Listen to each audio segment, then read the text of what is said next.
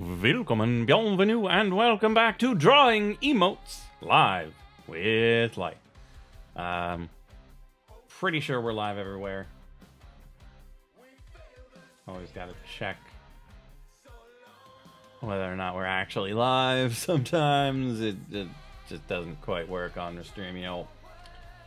Okay, let's ping the Discord.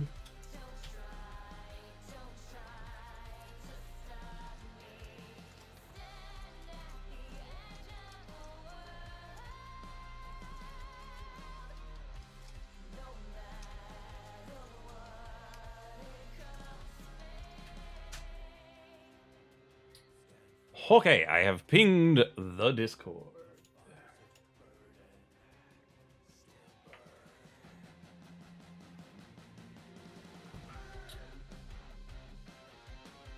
Okay, so the question becomes, will I be using my tablet? And I think I will, even though I'm gonna try to work at the pixel level this time. I still think it's worth working on my tablet with the pen.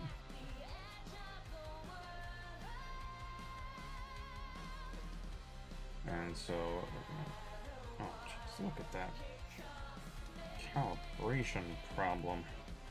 Doop, doop, doop, doop.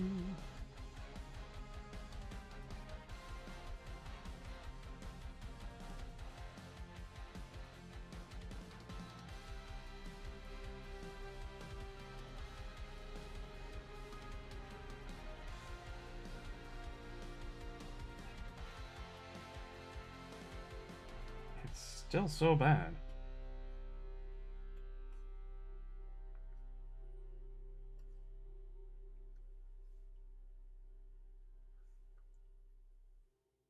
Like towards the edges of it, it just doesn't work right.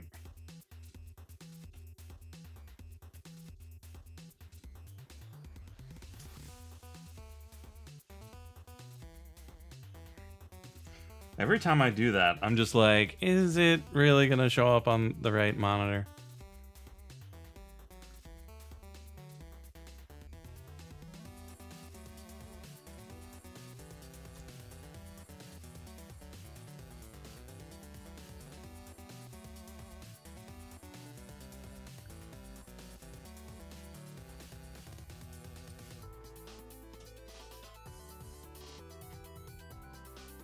Okay.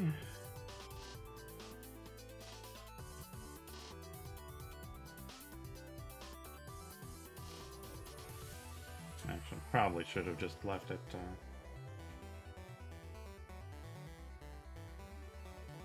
But that's okay.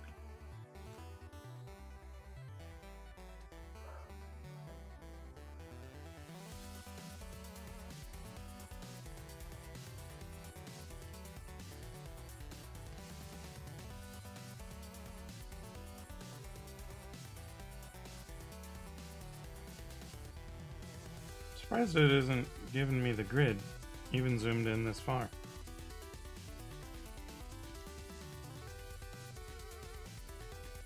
Oh, it's because the grid's white. That would explain it. Okay, let's...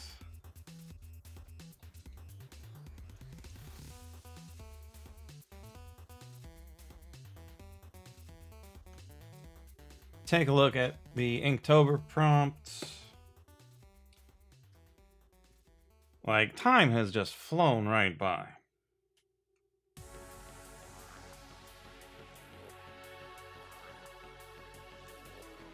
But there's some interesting ones on there. The trouble with Drawloween is they tend to be a bit too intense for a nice small project.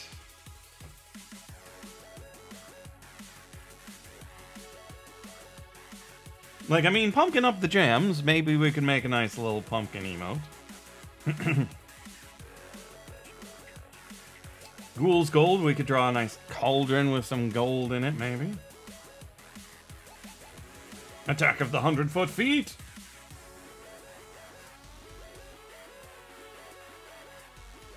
Okay, I mean, there are a couple of good ones in here that we could play around with. Okay, and so... which one do we want to do first? Let's try to do that cauldron. That sounds like fun. So what we're going to work with primarily today is the pencil tool.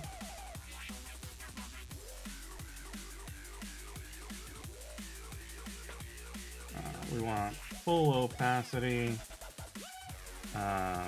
We don't need any pressure sensitivity because we just want it to be solid, like right now. So what we're just gonna do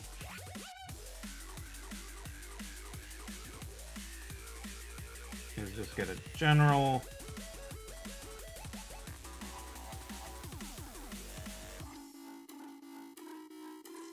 Alright, it's...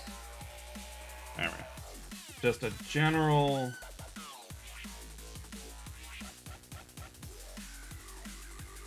cauldron shape.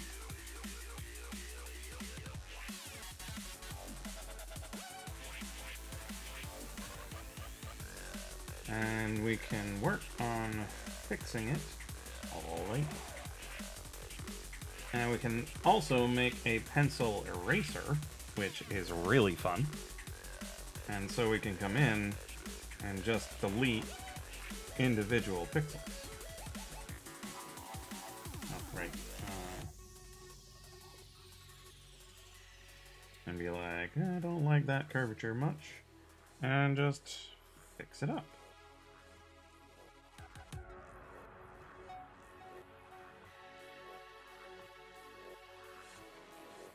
Every good cauldron needs tiny feet as well.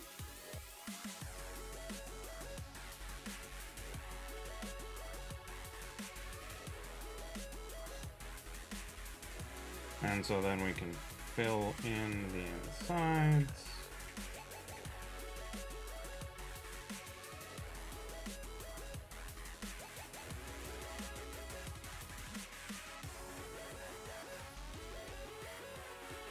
I think it needs larger feet than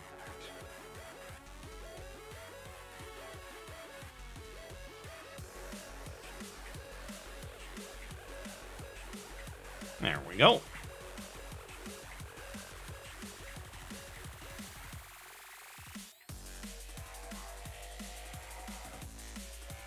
And then we can add layers to do other fun stuff with it. So we can illuminate the edge a bit.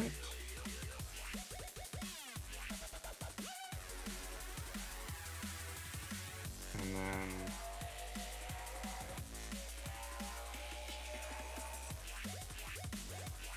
underneath the lip,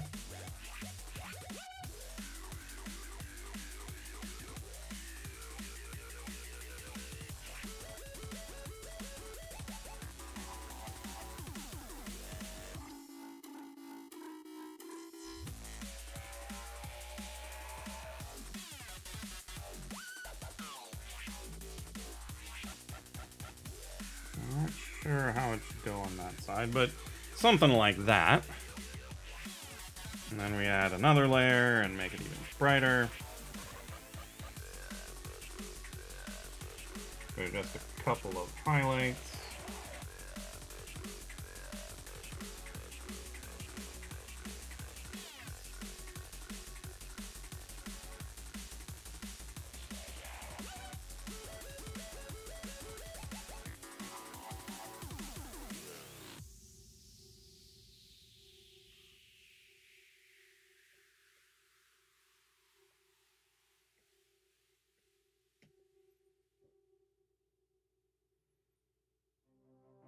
And then if we zoom back out,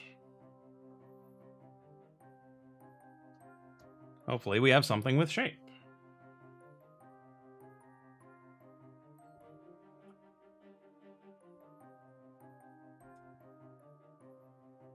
A vaguely cauldron-shaped thing.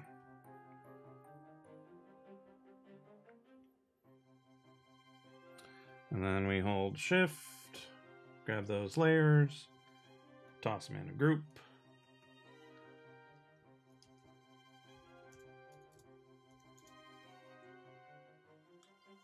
Call it cauldron.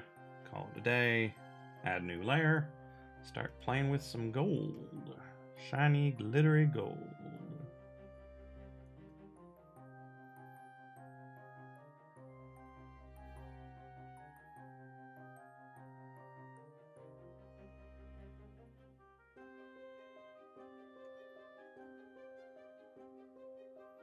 Now, the question is, will we be able to give it enough texture to make you realize that it is, in fact, gold? Also,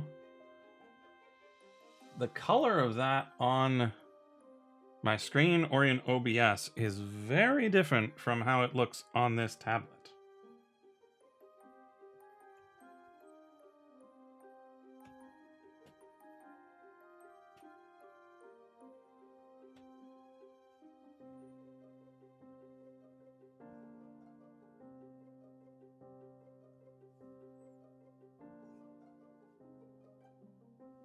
And so we're gonna try to do a little something about that.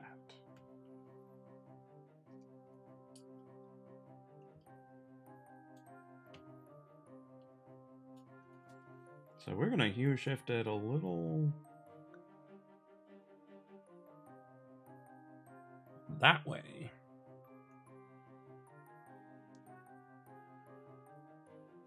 Because on my tablet, it looks really orange. But on the stream, it looks nice.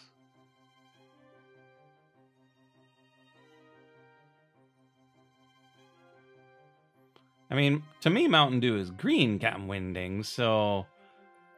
But I imagine if you made some nice pumpkin soup, it would be a little yellowy. Okay, so we want the base color to be a bit dark, and then we'll add the highlights as we go. So we want to select this color.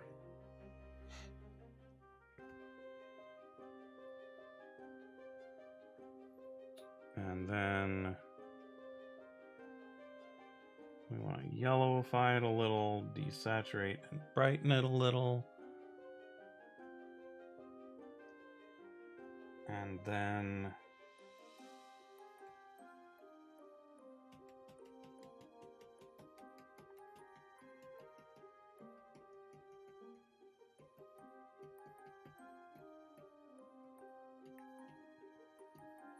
add a bit of noise. Oh, yeah, that's right. I only ever drink it in the bottle. That was a long time ago. Hey there, Win. How's it going? And again, even yellower, even less saturated, even lighter.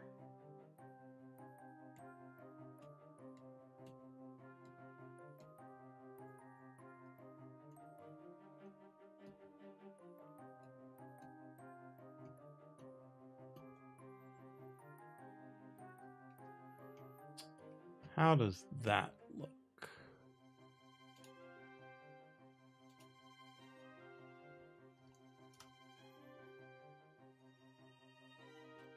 It's got some texture to it. Let's see how it looks on black. It's okay. I kind of want to add a bit of a white outline to it.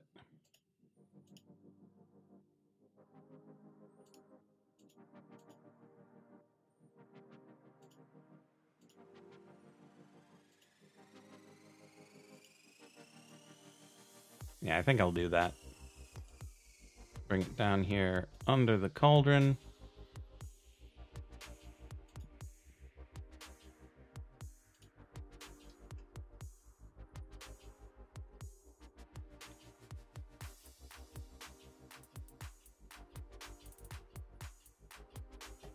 Grab some pure white.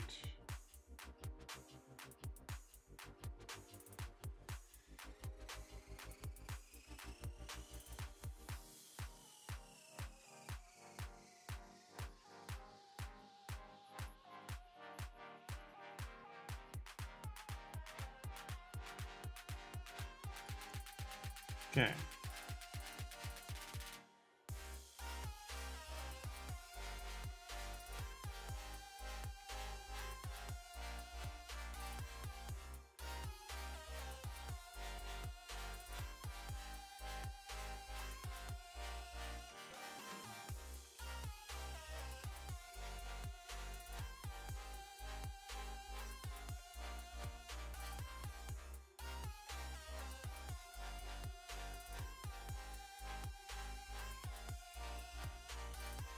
Wonder how that looks. Hey, Dad, the best builder ever.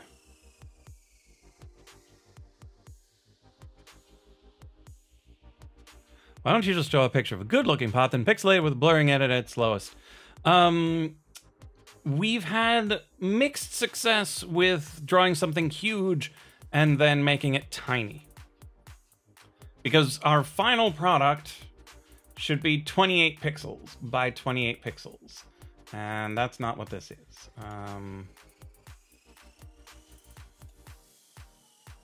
So here's how big the thing is that we're trying to make.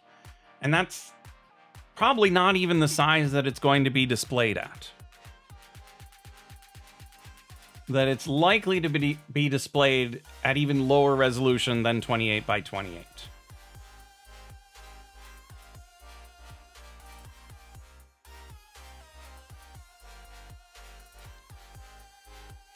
And so you could expect it to be about that big, or maybe even that big in actual practice.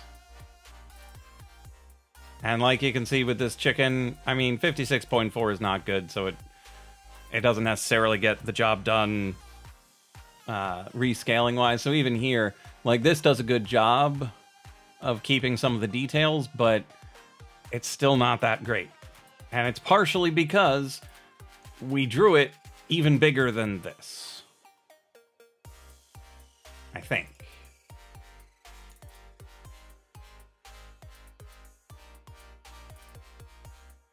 I think we might have done the chicken at 56 by 56. But this time around, I kind of want to try to draw it at size, such that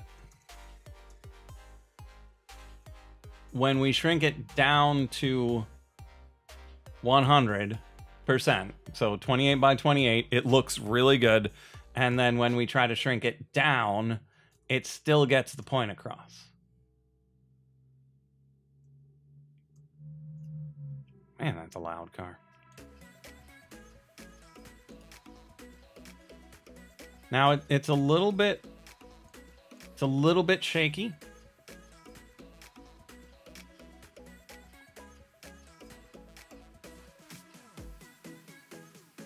At 50% of the original, so at 14 by 14, it's a little shaky, but at 28 by 28, it's a pot of gold.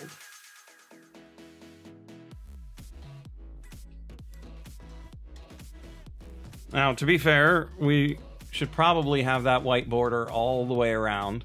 The question is, do we want a rainbow or do we just want the gold? Hey there, Val. How's it going?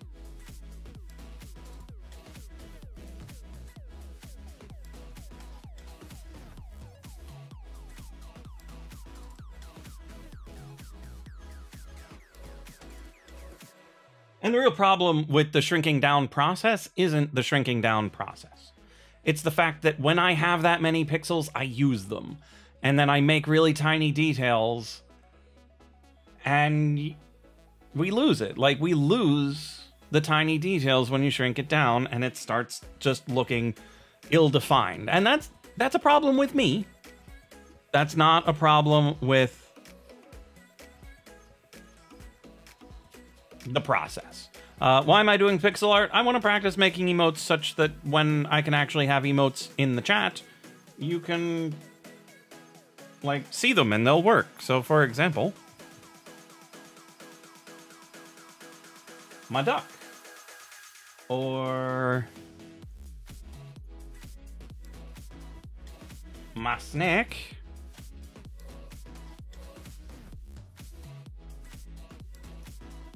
or my chicken.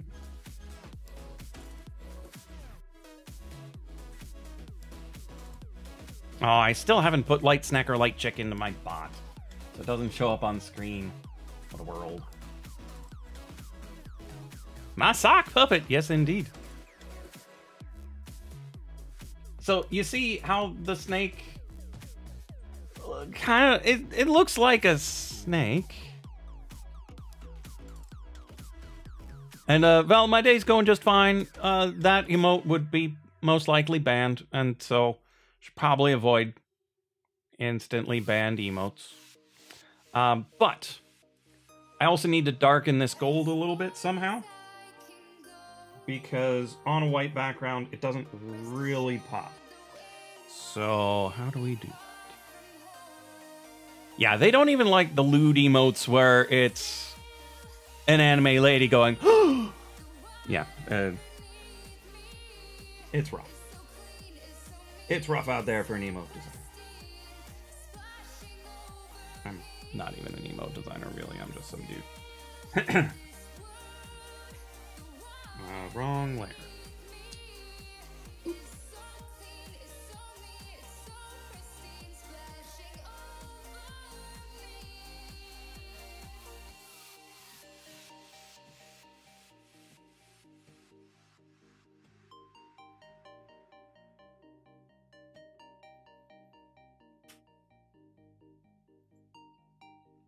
Okay, that's working out pretty well. Let's go a little darker.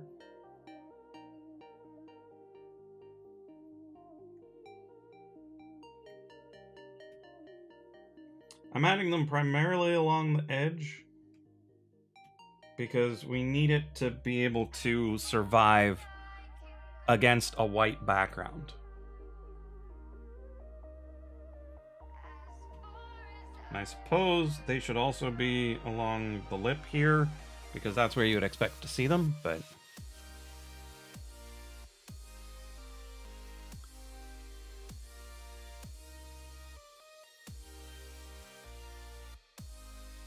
it's better. Still not strictly good, but better.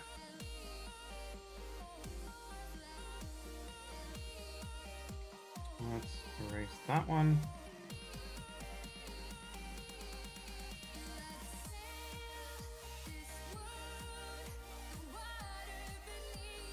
So, what do you think? Rainbow or no rainbow?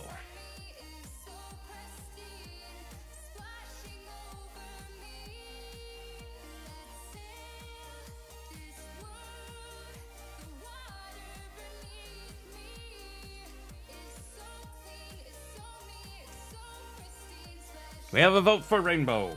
So at the very least, we're going to draw it. We'll decide later whether or not we want to keep it. Okay, pure red.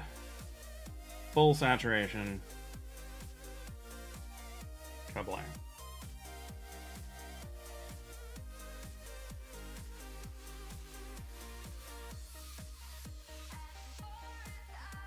One pixel wide is probably all we're going to get.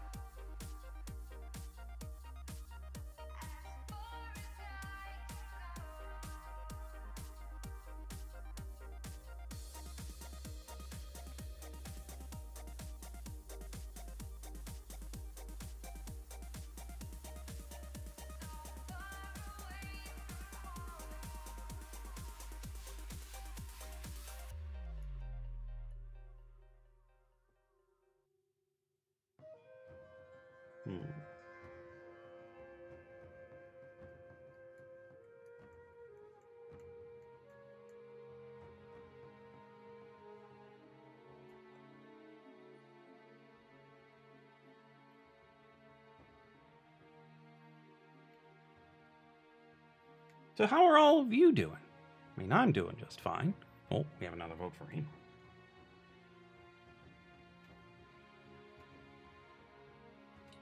Busy as ever, but it's probably good for me.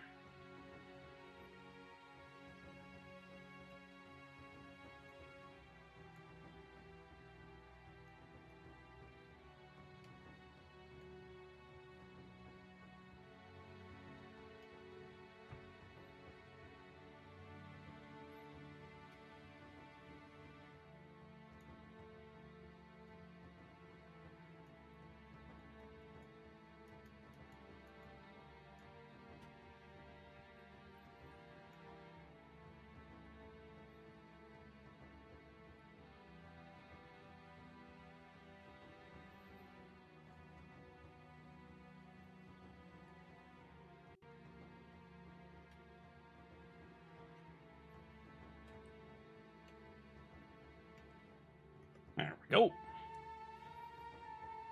You found it! You found it! Way to go, Frog! You found the pot of gold at the end of the rainbow. Ooh, burger for dinner. That sounds nice. Okay, dokes. And on black, yeah, the rainbow's definitely going to pop on black. No doubts about that. Okay, there we are at 100% on black, 100% on white. We need another layer. Oops.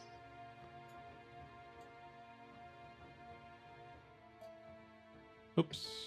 Undo all of that, please.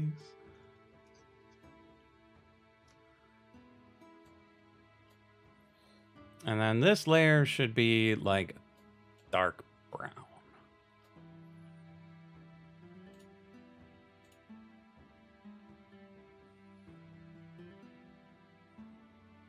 Someone, can you commission me? I just play around with it a bit.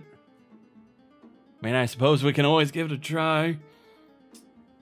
But that's a nice little warm-up. I don't really like the rainbow. It doesn't really fit.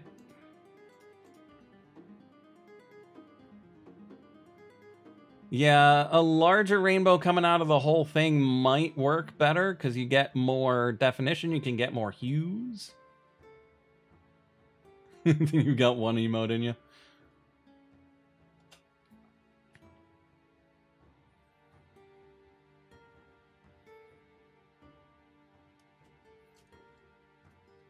Yeah, I do think a larger rainbow would be better, but we've already used up so much of the top that if we cover the whole top of the pot with the rainbow, it'll be harder to tell that it's gold, but I'm not sure you necessarily need to know that it's gold. So let's drop that layer. We add a new layer.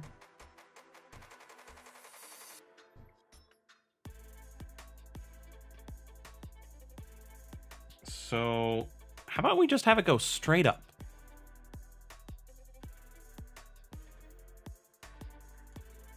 I don't have that much faith in the lip of my pot.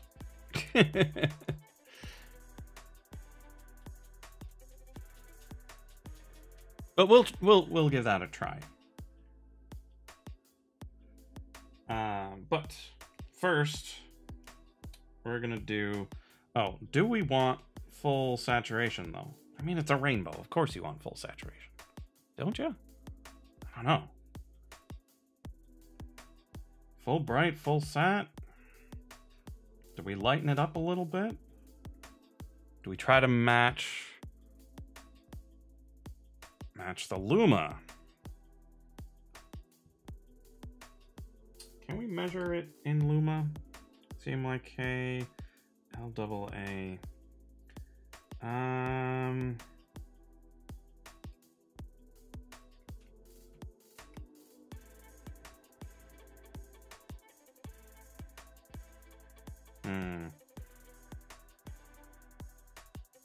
Yeah, no, that's not what we want.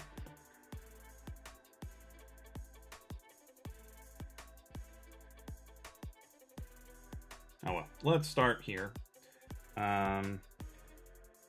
We want it to bend down with the gold too. So I'm thinking the first one should be here.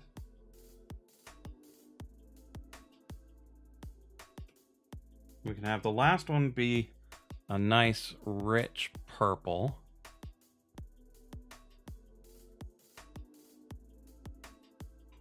Ever tried to make an emote, have your profile picture instead of the sigil and mill? It would be, huh? Or, hee.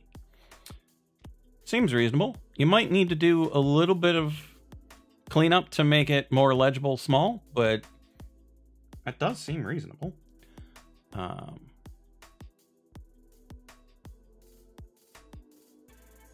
Okay, nice rich purple from here.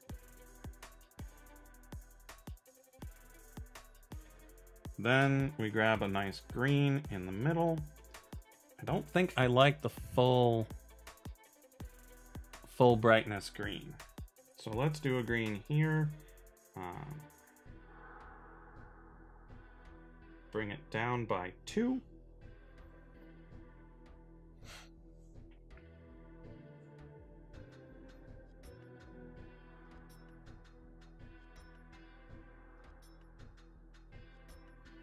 Okay, between purple and green, we've got a nice crisp blue.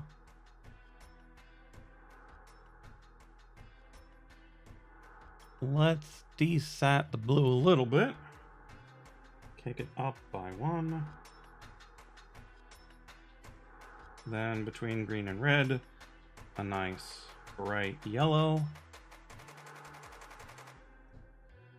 Bright enough such that it doesn't just look like more gold.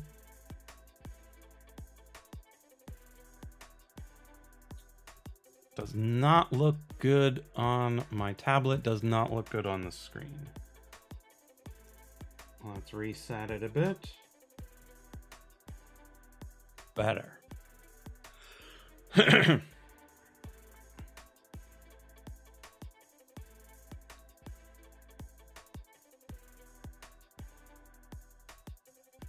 Okay, so now we need a slightly greenish yellow.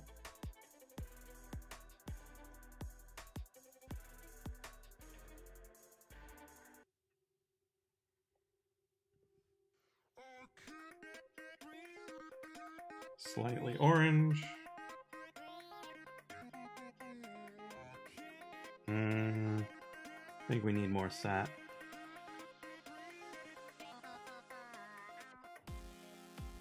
There we go. And then full sat, rich orange, next to the red. Anything else that's mega important, don't forget about it. You can also emote very well with the rabbit ears. So just having the one change for the emoting could be fine, but having the rabbit ears perk up on the exclamation point and then only having one of them raised for the question mark, having them both kind of down for the ellipsis, just gives that little bit of extra punch. Okay, so grab this. What we're going to do is we're going to work on pushing it towards green, towards saturated.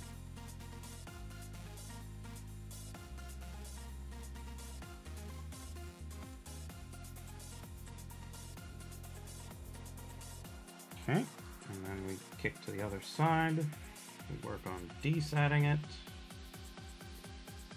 and brightening.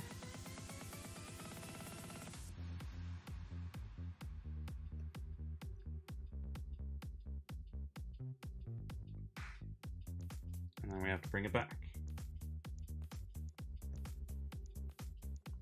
And then we kick to the other side of blue.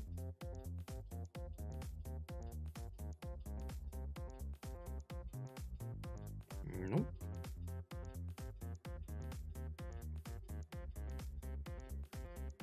There we go.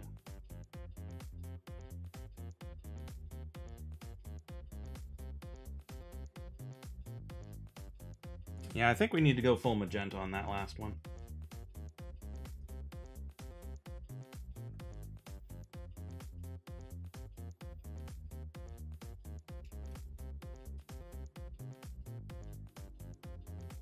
Make an emote that replaces them with actual rabbit ears. Yeah, yeah, that sounds awesome. Okay, and back to a 100%. It's better. I'm still not sold, but it's better. Like, I'm trying to think what people do with rainbows that make them work better than this.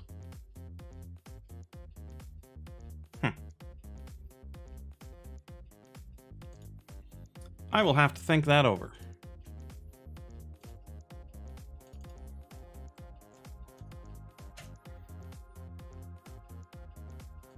But in the meantime, new project.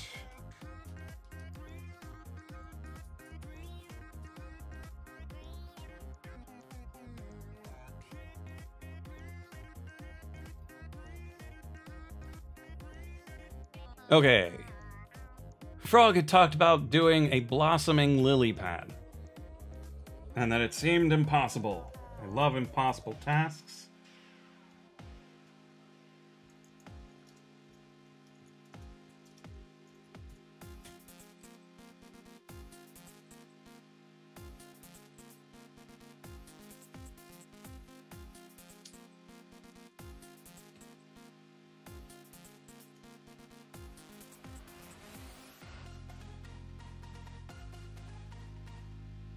Now, getting all those tiny petals? Sure. Probably impossible.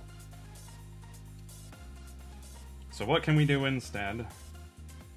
First off, we're going to need a nice green pad. Okay. So we're not going to want a top-down view. We're going to want a slightly angled view.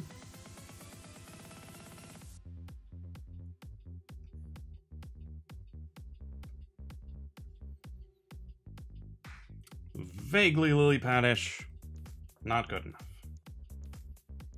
So, what are the important parts of a lily pad? Well, there's the fact that it's split. The rest of it is pretty darn round, though. So we're gonna want a nice Pac-Man shape. And the rest of it to be fairly rounded.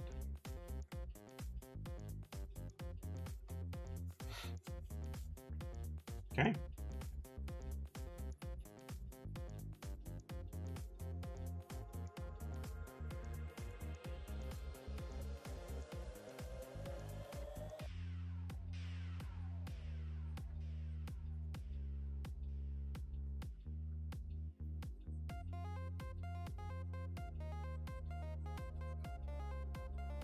So, basic pad. But I think it's currently too bright. Because we want this to be... Well, I suppose we don't need to start with the dark layer. We can add a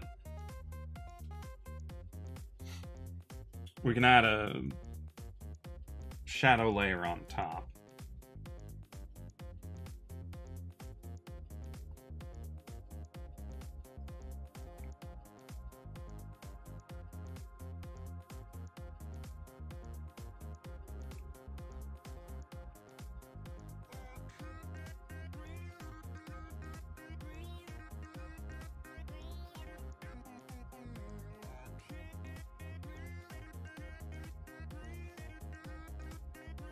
We're going to full shade the outside, but half shade the cut.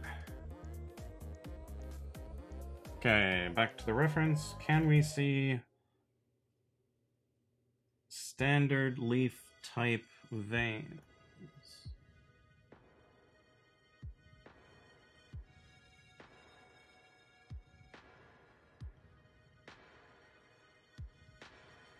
Kind of, but it looks like they lighten instead of darken.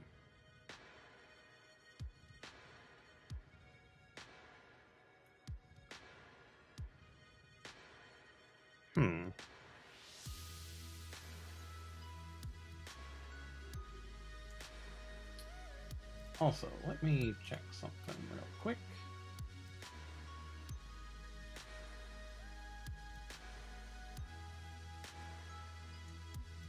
So we might need to put in some light veins instead of dark veins. That's fine.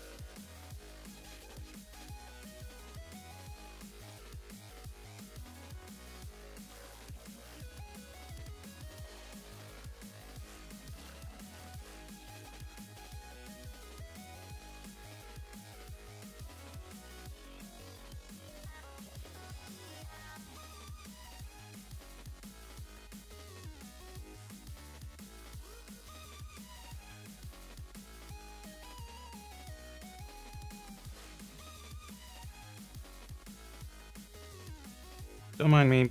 Just got random other things on other windows being weird.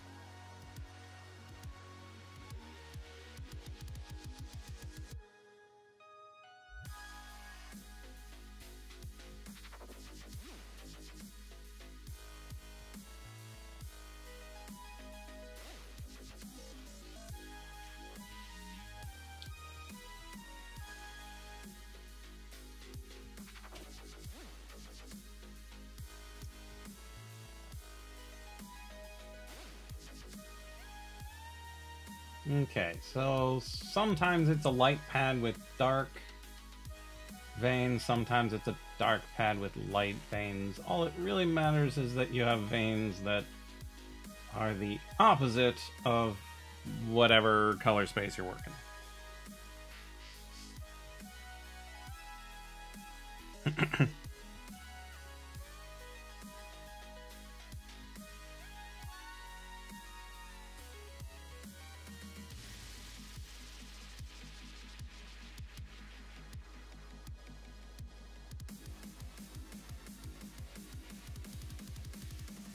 Thinking a lighter pad will work better.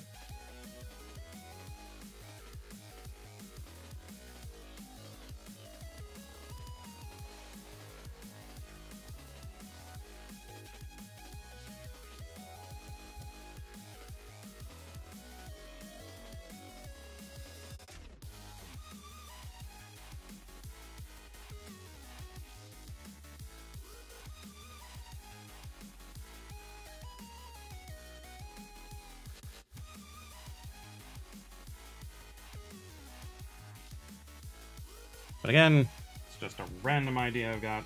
We'll see whether or not it works.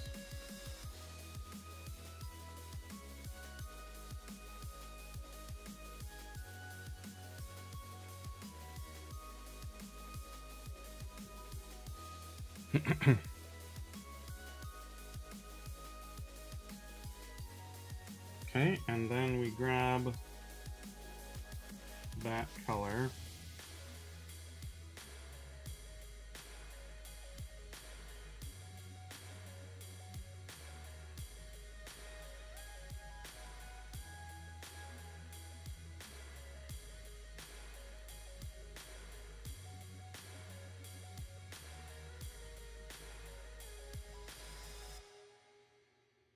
A little something like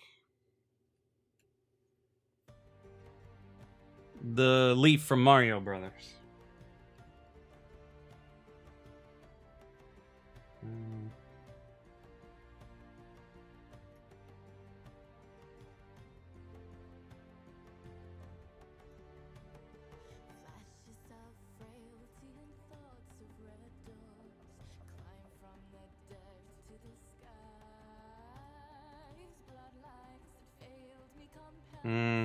Not sure I like that asymmetry. Let's zoom out and take a look. I don't really like that.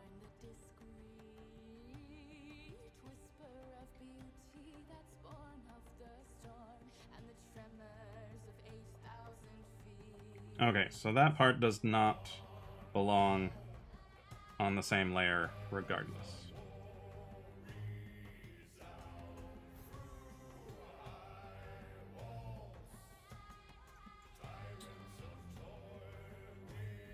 So the real question becomes, do the veins belong along that? Or do they all radiate from the center? It seems they all radiate from here.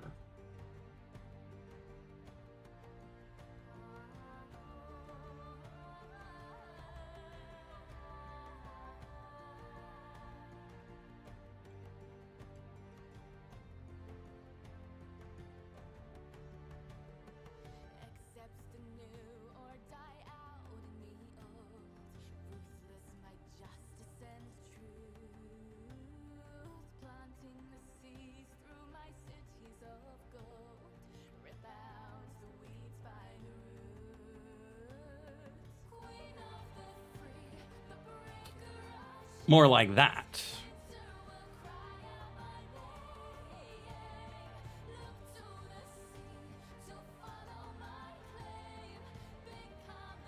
Now again, if this is going to be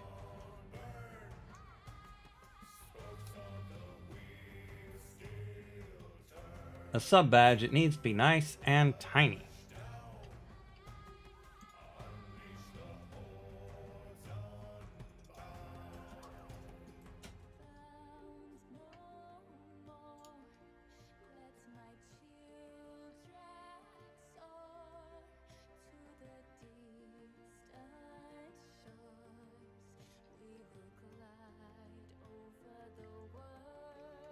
(18 by 18). So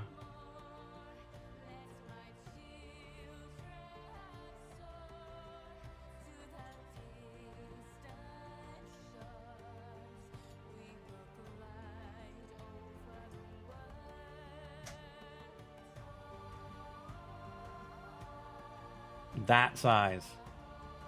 Woo, that is really tiny.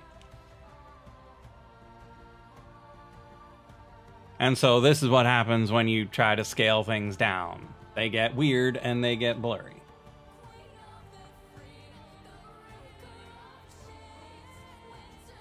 So we're just going to work at this size and be like, oh, whatever. It's not a final product.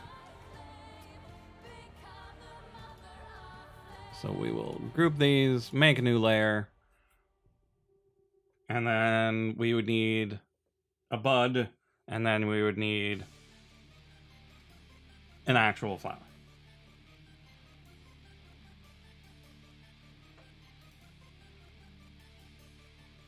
So we grab the dark color.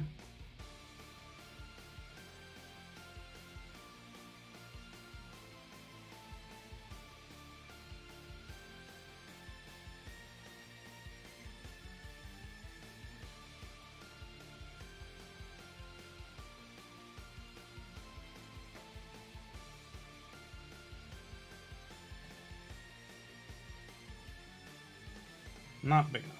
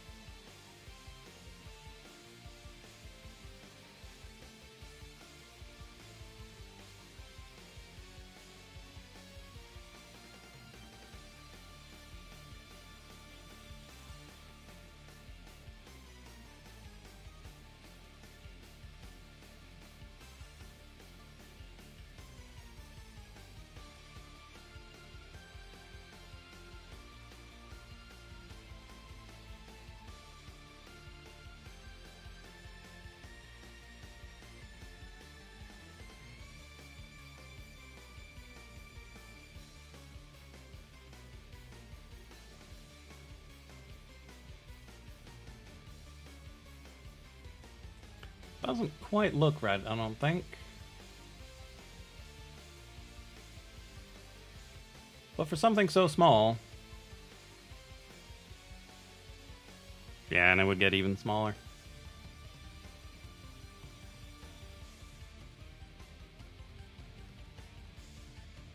Yeah, it doesn't quite speak. So yeah, that one also would require more thought. Okay, was there anything anybody else had thought of along the way that they would like to see me just attempt while warming up? Because we got about 10 more minutes in the warm-up before I want to try to make a true emote.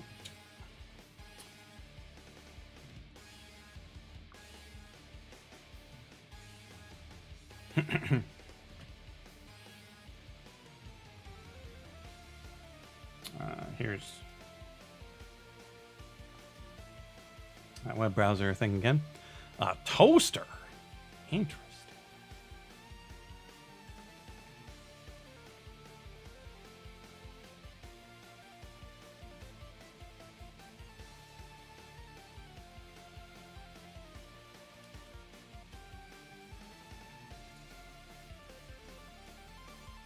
Okay. Now, how do we get a true toaster shape? And how do we get a true toaster color?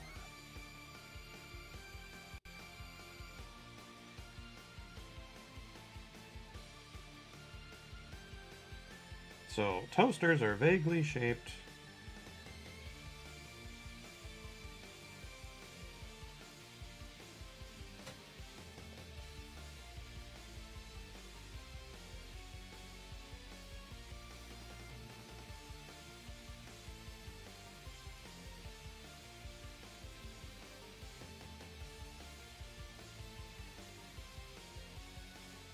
Vaguely toaster shaped.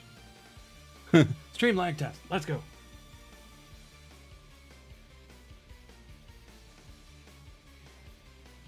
Okay, so toasters are vaguely shaped like this.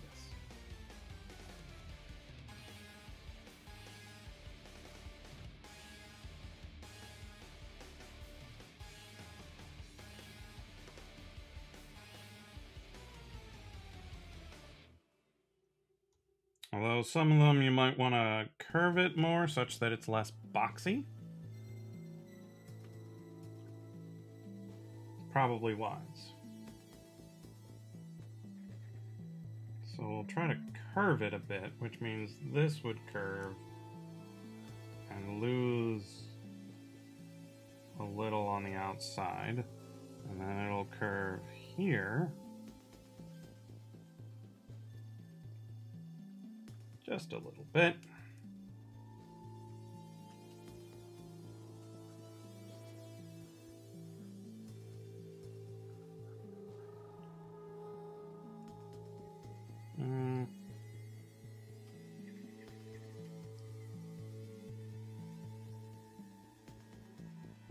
Yeah, it seems reasonable.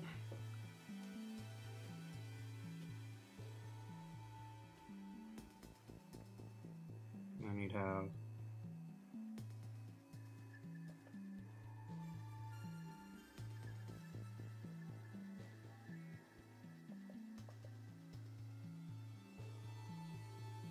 slightly curved slots for the bread as well.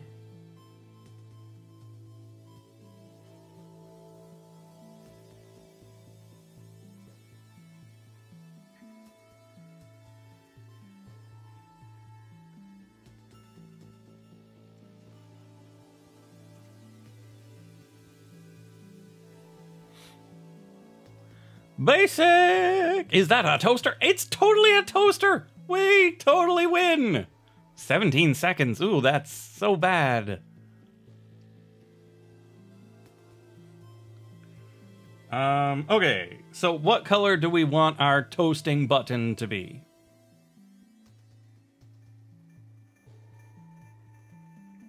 So the thing that you push down for preparing the toast. Do we want it to be black? Do we want it to be red? Have you seen it in any other fun colors?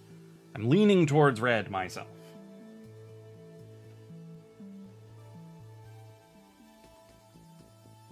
Like a nice, deep, rich red. Lime green.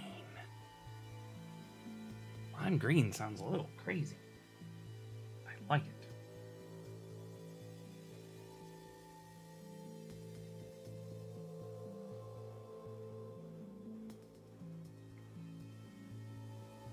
Okay. Then we're going to need a little more toaster color in here,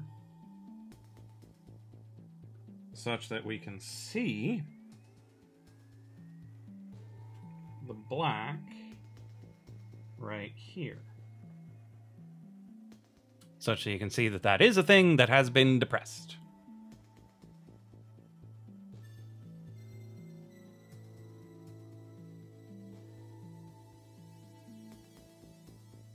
Okay, now we're going to add another layer here. We will select this color. We will make it brighter and less saturated.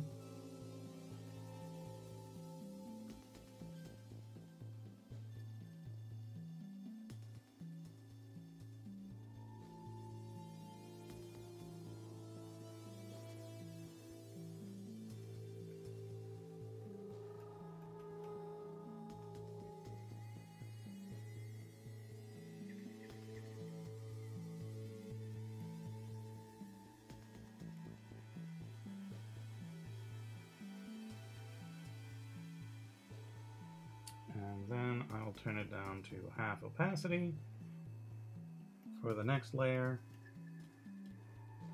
And then 25% for the next. And then do the same thing all along here.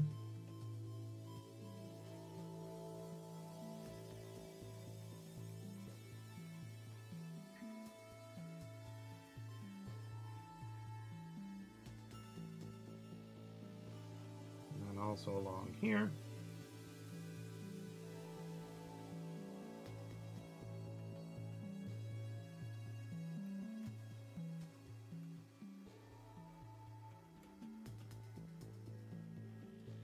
Along this side, this side.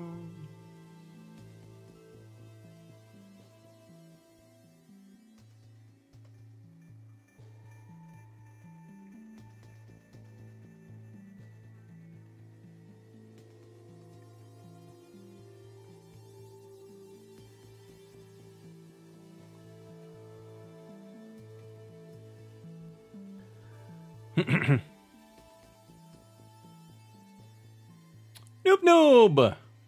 Okay. Listener Light, I swear to God, you do absolutely nothing. You'll do absolutely nothing if I don't use Lime Green. Nice toaster. Silverish button, yeah.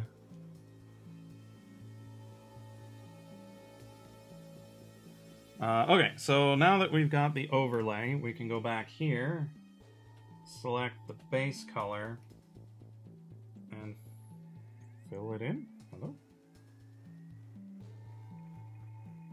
Oh, right. Opacity 100%.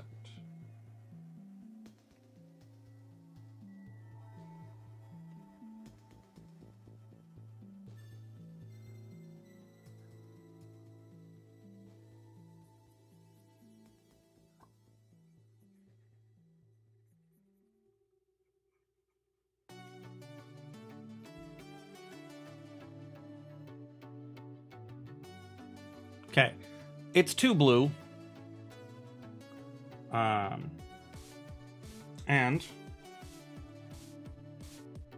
we need to try the lime green. So we're going to duplicate this layer.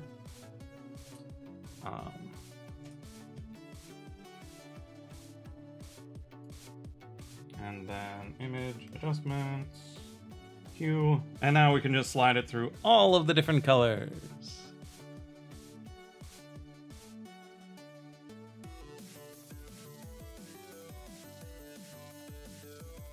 And so, bright green doesn't look too great just yet.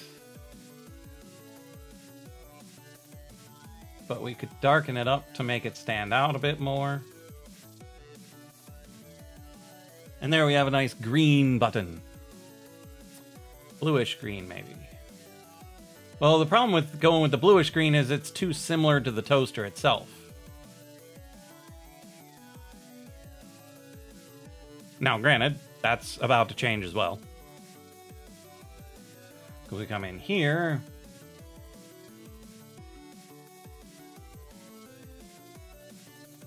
And we're going to cut back on the vibrance.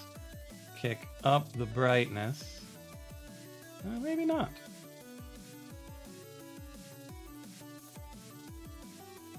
Because we don't want to go full desat because that's just too gray. I like the blue. It was just a little too intense. I like the cool gray, but it was just too blue. Like, this is where it was. We want it down around here, I think.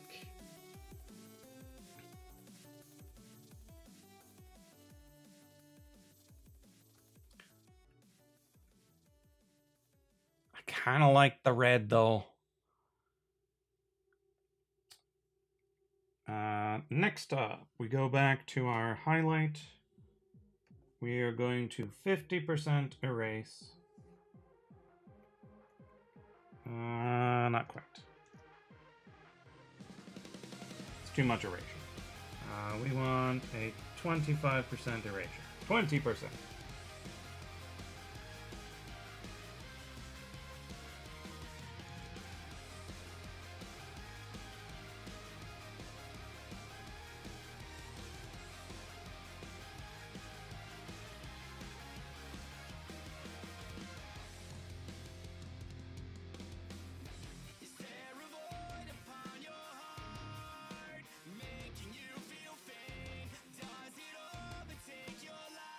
Because we want the top of it highlighted, but we don't want it quite so intense everywhere.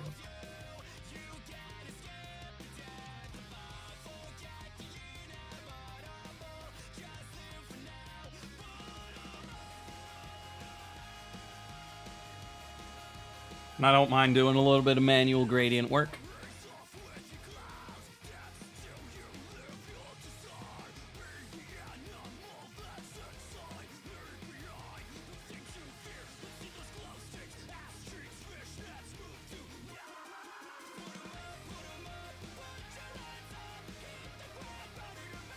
Now the question is, do we want toast?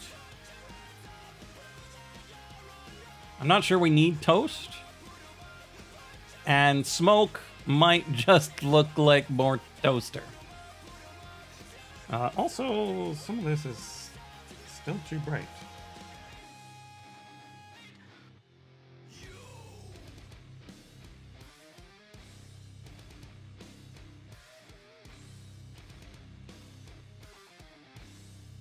There we go.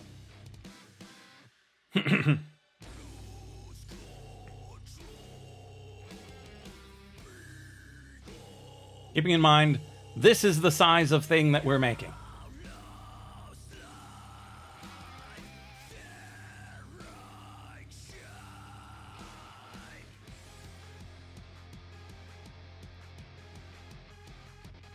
And the plunger is depressed, so if we want toast, we're going to have to move the plunger up. Which, to be fair, shouldn't be a problem.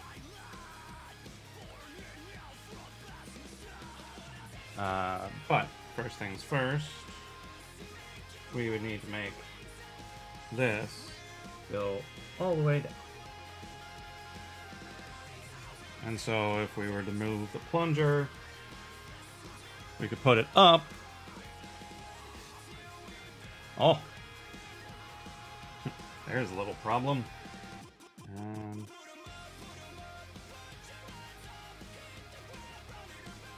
There we go.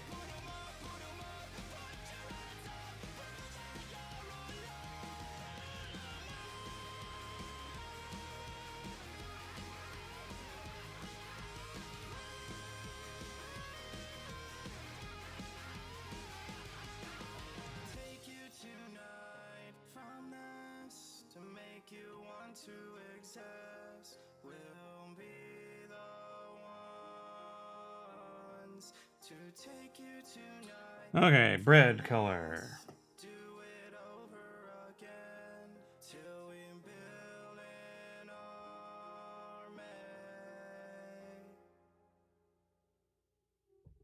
Something like that, yeah?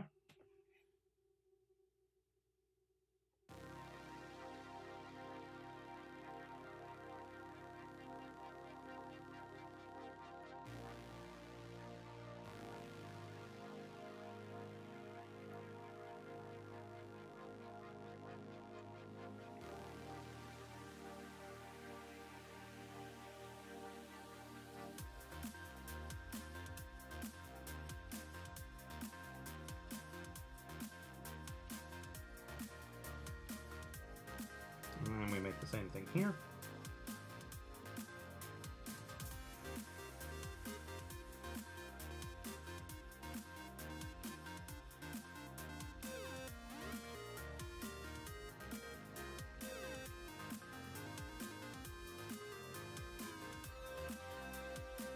And the crust should be about that color, I think.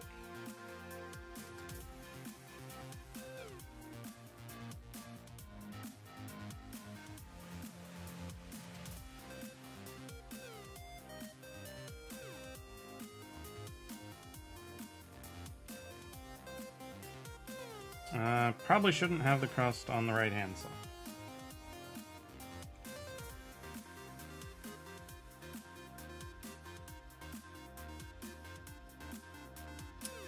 It looks kind of greenish on my screen, but not on my tablet. It's really frustrating.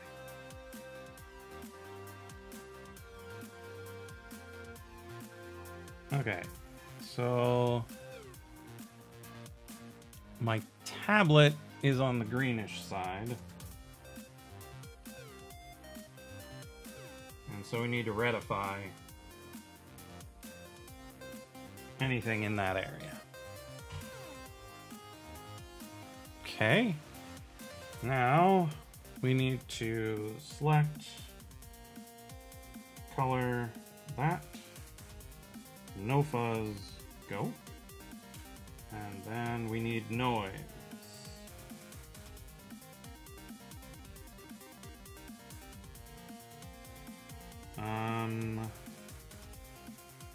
Monochrome. so we can make it look kind of toasty, or we can make it look... Oh, wait a minute. Cancel. We need to change this color first. This yellow is greener on my screen than it was on my tablet, so adjustments, even set, push it Away from green.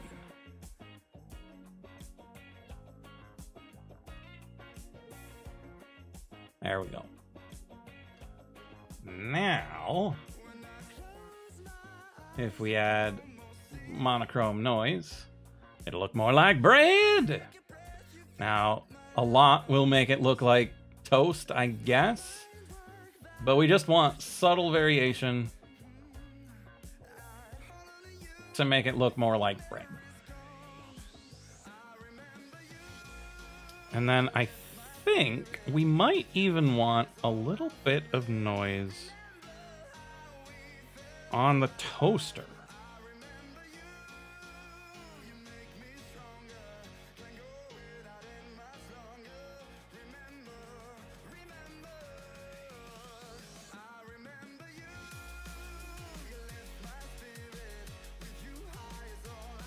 and then just a tiny bit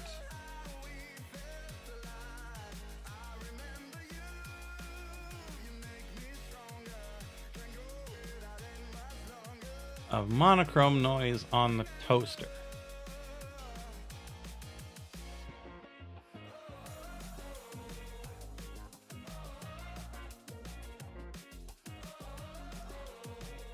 Such that it's not just a boring flat toaster. Now it's just got that tiny little bit of texture to it. Make you go, hey, it's a toaster.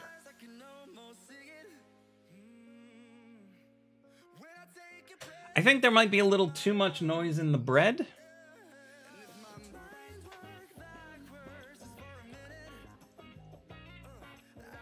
Yeah, I'm thinking just a little too much noise in the bread.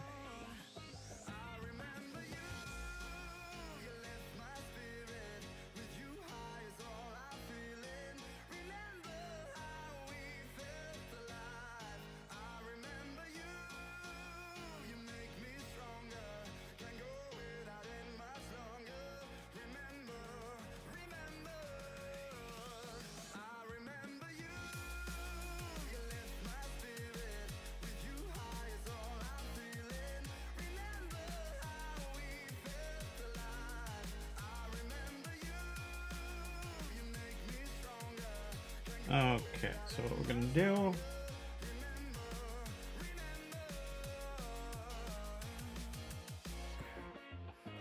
is we're gonna blur it. Oh, it's picking up the black. Why is it picking up the black?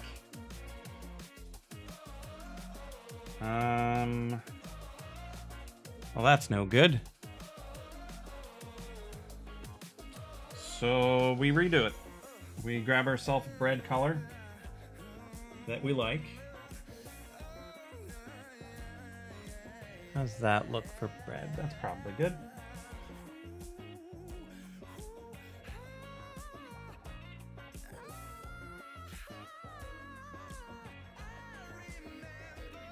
We flatten it back out. And then re-add the noise. And add less this time.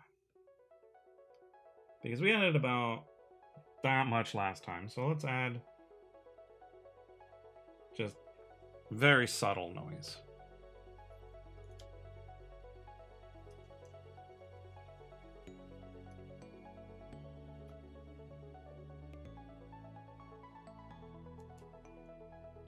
Pretzel, you're only playing it once.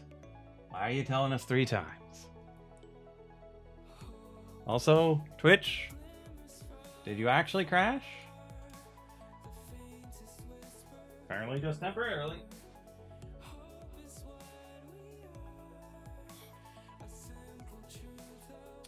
Okay, so now let's check out the toast on the various other backgrounds. It's not great on white, but it's not bad. Not bad on brown either. But I do think, for my own personal style, it needs a nice dark outline.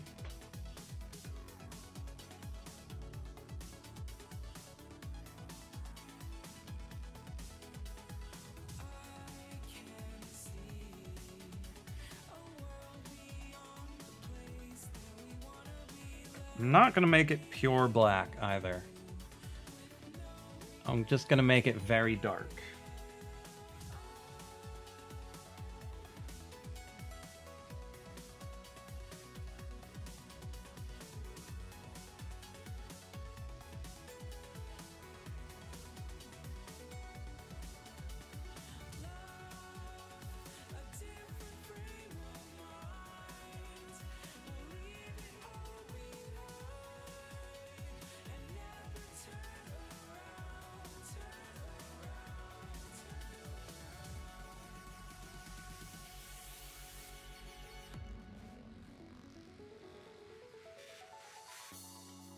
And I believe I'm gonna get rid of...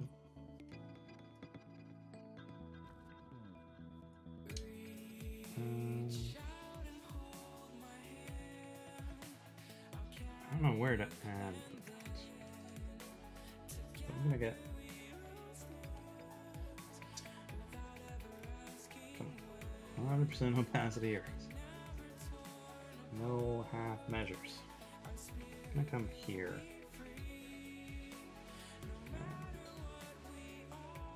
Do that. Because it looks weird having the toaster peek out from behind that piece of bread there. What do they say, Luigi? That's a spicy meatball.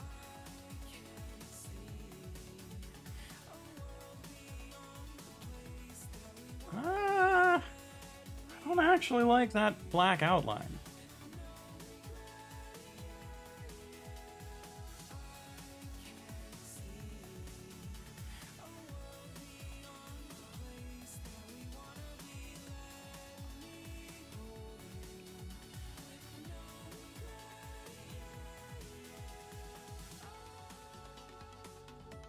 So we'll erase it for that.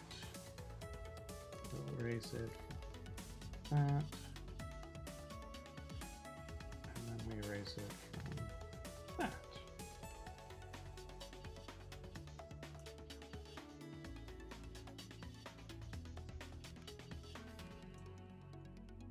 100%. Okay, still looks okay on white. All toasters toast toast, even though they toast bread, not toast. Well, they still toast toast. Well, I suppose it's more that they burn toast than toast it. And remember, kids, save your work.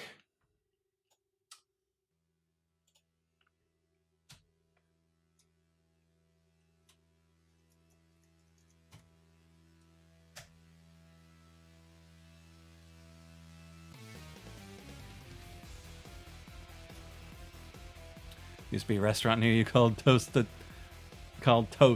slogan was "Toasters don't toast, toast, toast, toast, toast." Brilliant.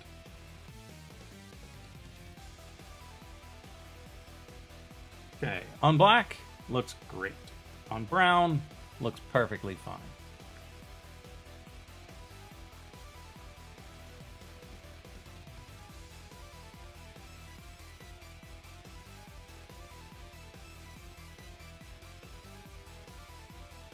Got sued for using toast when large. I'm sorry, but that is too generic to be protected. That's crazy.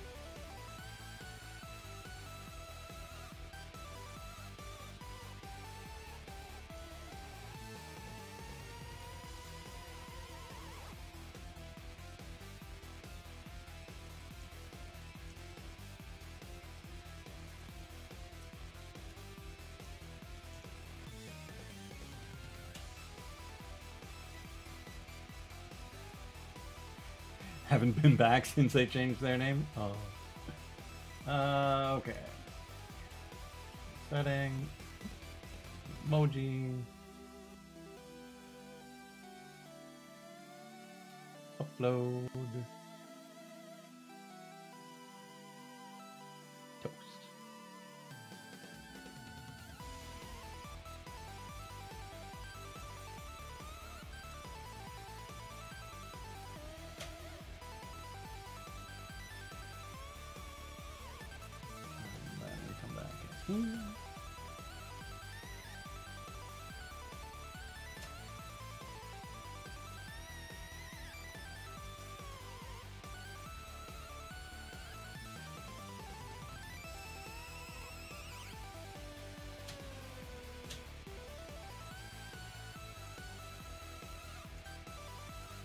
See, now that one actually kind of comes across in the reaction.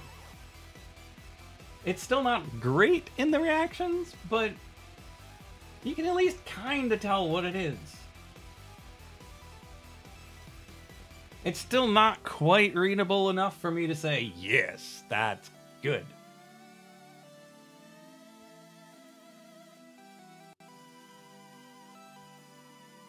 It turned out alright, I think.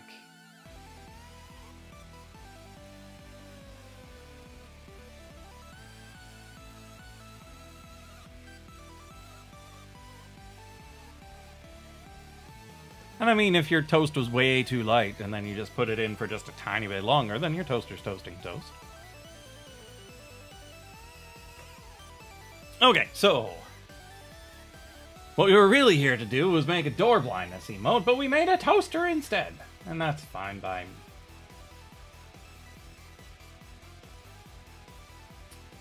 Okay.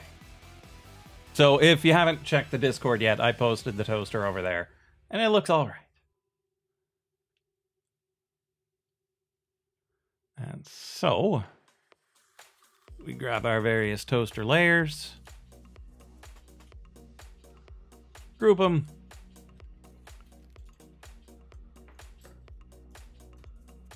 and call them toast.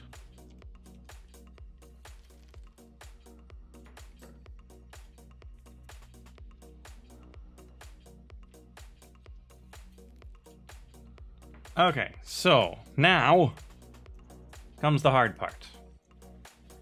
How do we make a blind door? What type of door? What types of shades? How do we make it happen?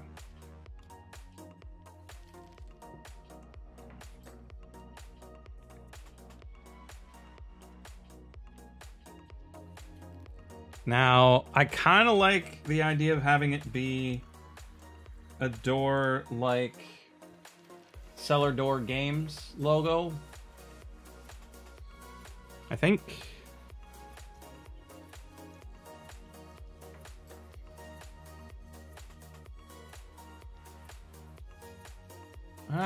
No, that's not what I was thinking. Kind of. It's kind of what I was thinking.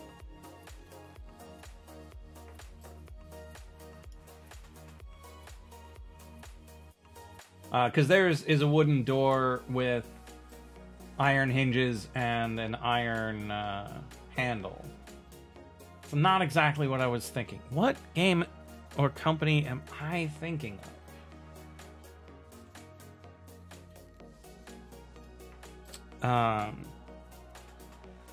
Well, let me just draw it for you. Maybe you'll be able to think of it. We need it less green.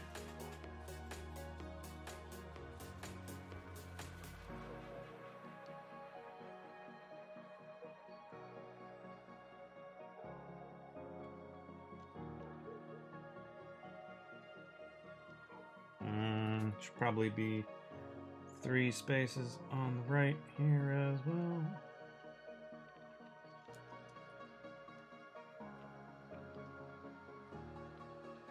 Nope.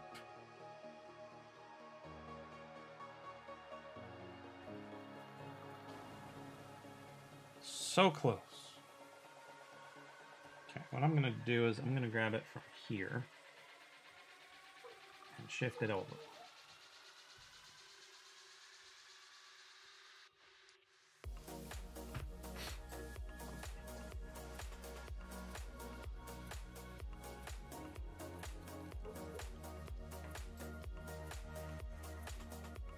Actually, you know what?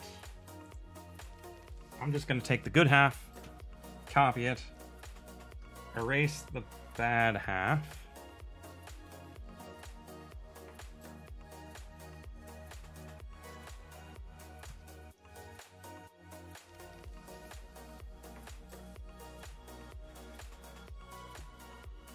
Just make it perfect. Nothing wrong with perfect.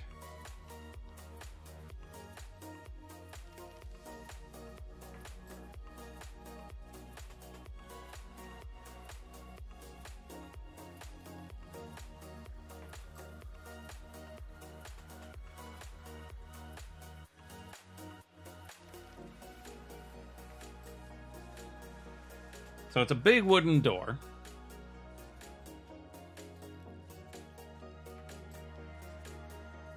With a golden handle.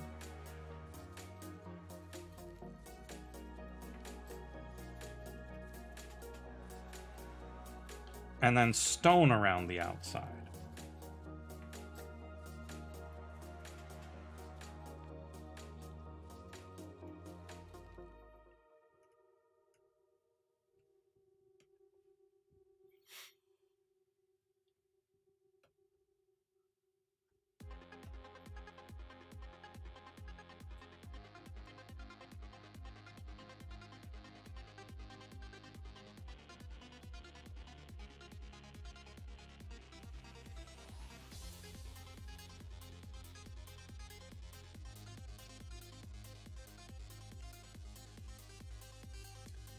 So it should go out by 3 every time and up by at least 3 every time.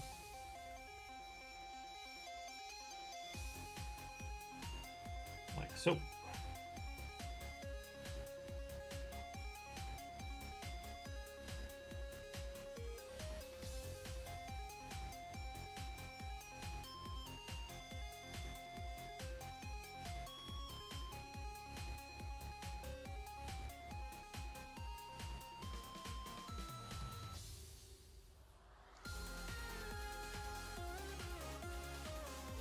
And so it's got stone around the outside. Oh no, wind sound broke.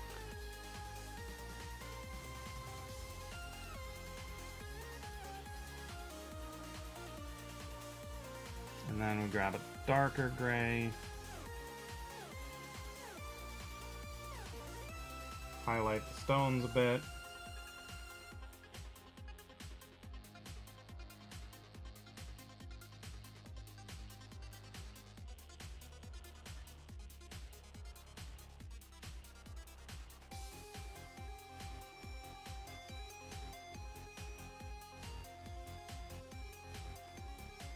And it's symmetrical, so we just do the same thing again on the other side.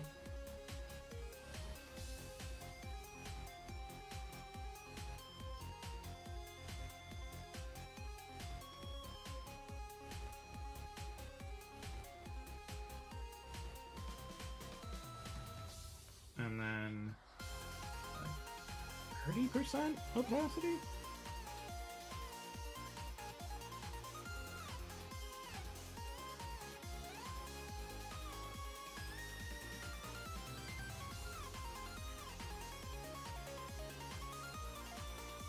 Is that enough?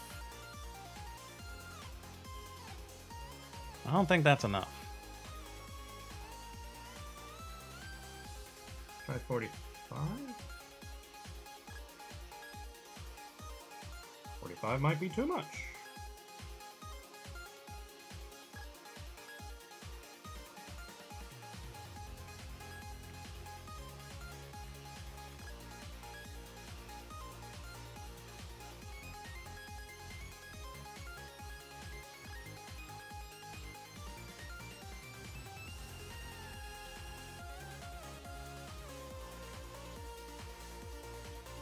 See how it looks.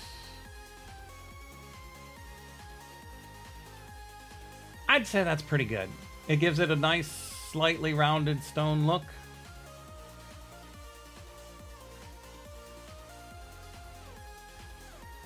Yeah, I think that's pretty reasonable. And then we will do a similar thing to the door.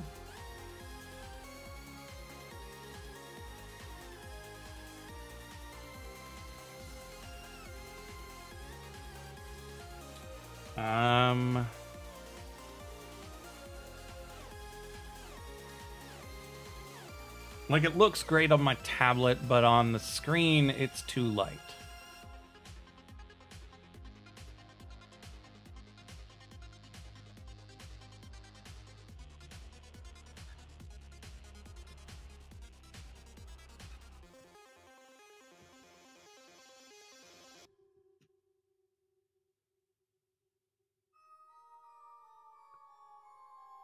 Wait a minute.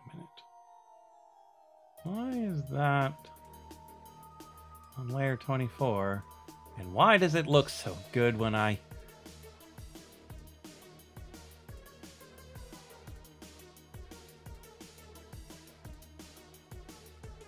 What else is on layer 24?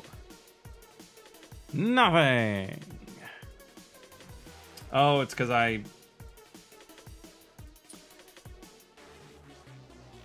Yeah, it's because I drew the left arc and then copied it to the right. Okay, so we're gonna darken it a bit. Turn it just a little more red, give it a more mahogany, maple sort of look. Maple? Walnut. I don't know. But that's good. Now we take that color and then we brighten it up a bit.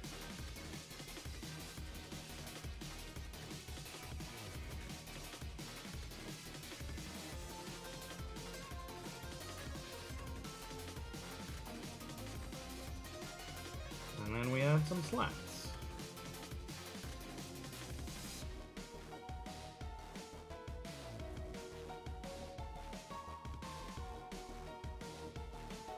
And then we lose the symmetry because it's a multiple of 3 instead of a multiple of 2. And that is fine by me.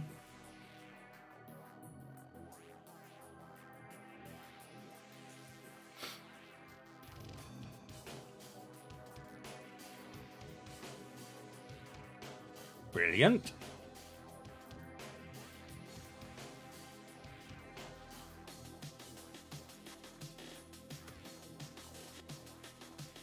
Once again, I don't think we want it too pure.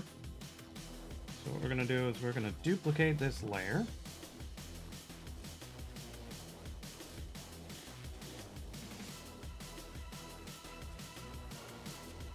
Add a little bit of monochromatic noise to it. Perhaps even less.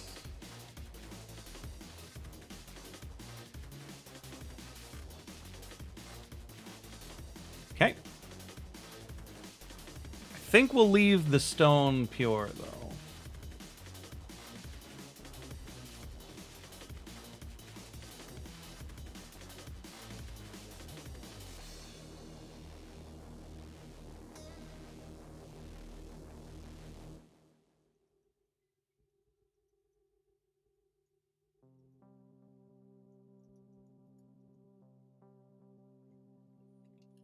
Okay.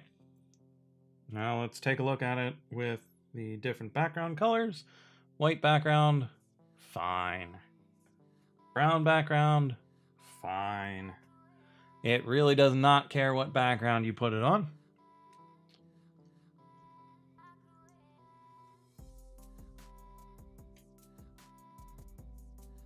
So now comes the hard part. Making a pair of sunglasses.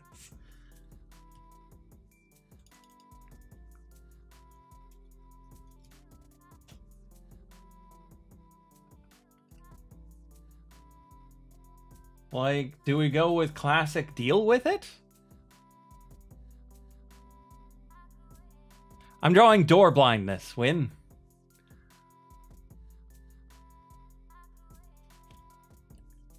And I think the classic deal with it glasses would really work.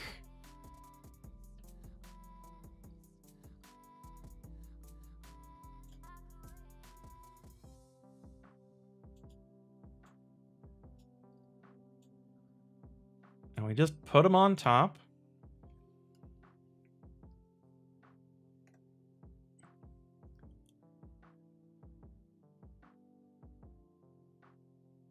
We'll grab a seriously dark blue instead of pure black.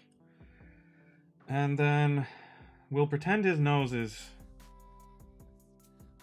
here-ish. And so we go up by 2. So this is where the glasses will be. Why am I only at 45% opacity?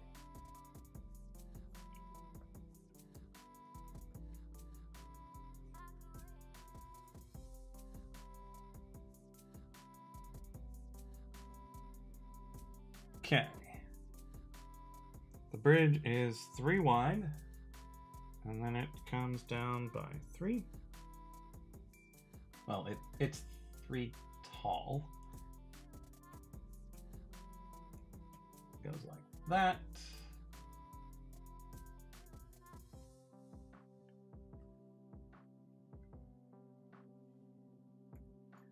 And then in by 2, it goes bop, bop, bop. Bop, bop, bop. Or are those facing? No, that's good. And then here.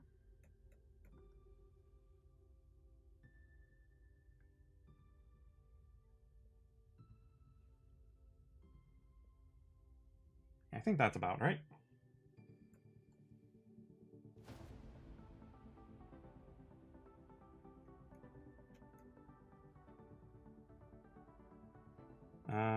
How far that way? From here it goes 1, 2, 3.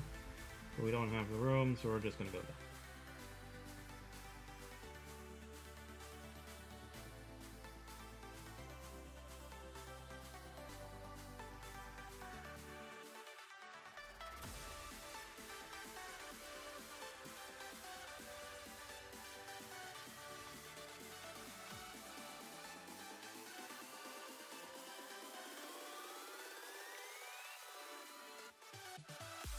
I think they might be too small.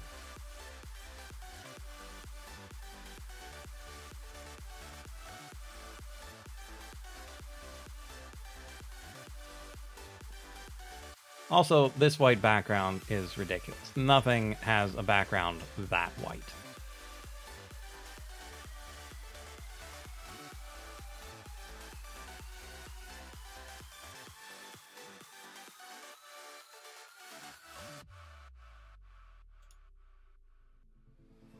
It's a little easier on the eyes.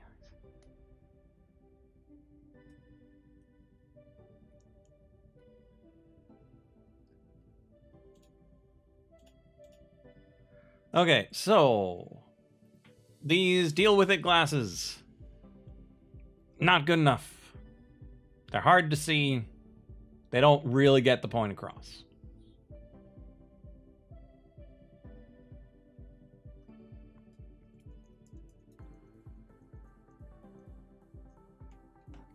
So, we turn them off, we make a new layer, We try again.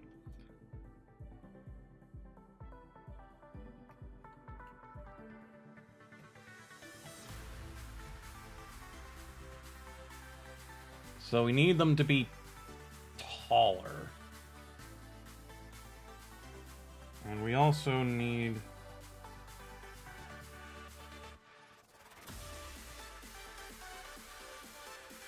brighter frames.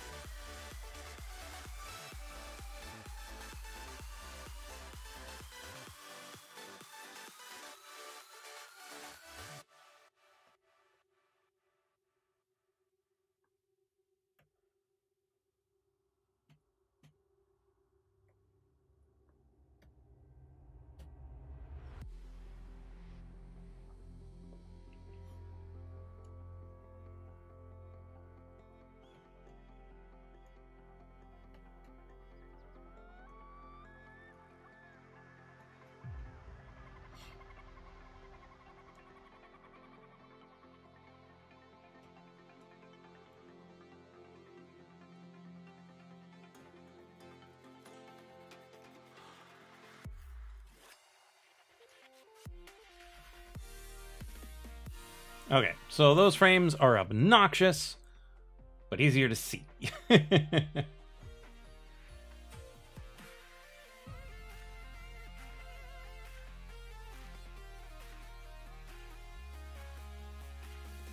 gonna drop the saturation, shift the hue a bit.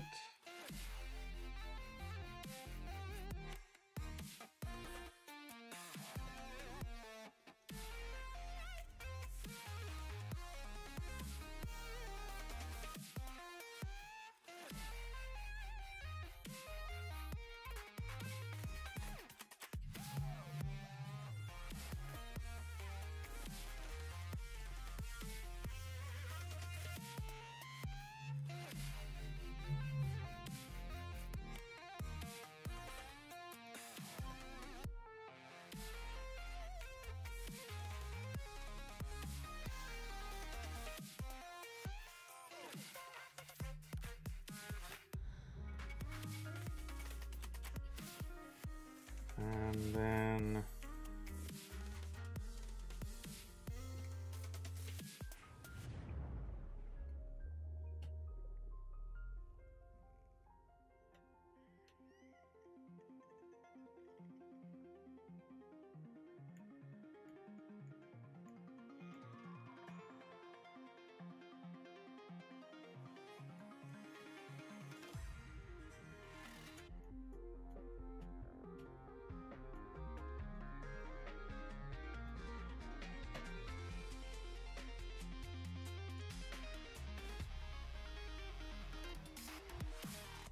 %.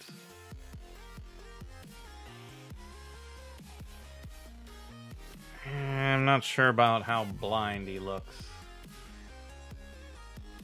that kind of looks like he's got eyes that are seeing with that glare.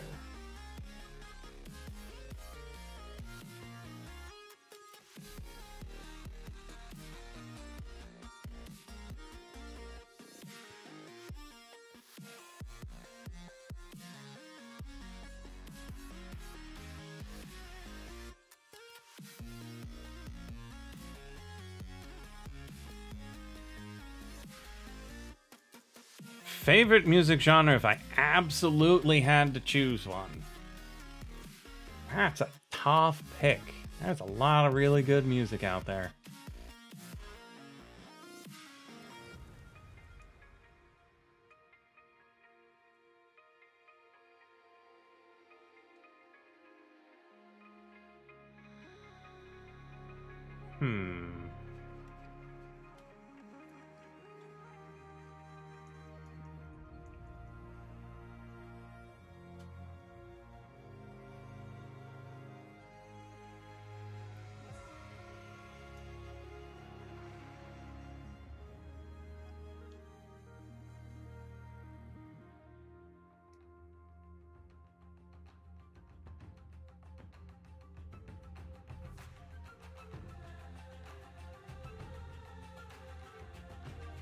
What's a cool boat?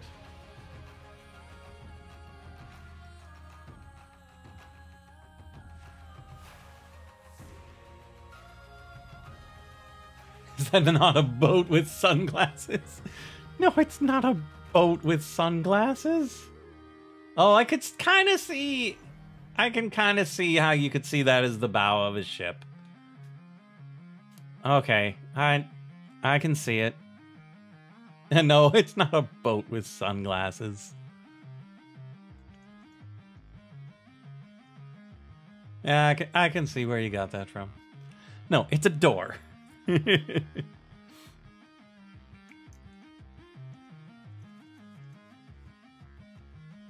Oh, I see it now.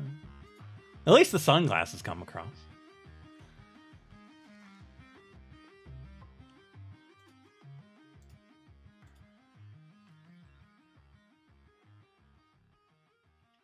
Yeah, it's really primitive. Like, there's something about it that isn't speaking to me quite as viscerally as the others.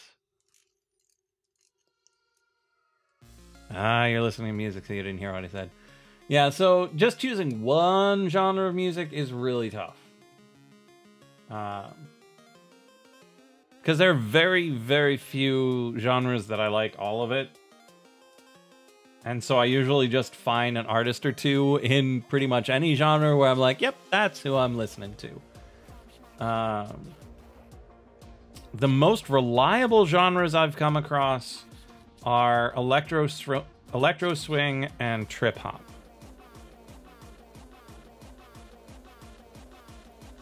Those are the most consistent, where if you just hand me a trip hop group or an electro swing group, I'm relatively likely to actively enjoy their music.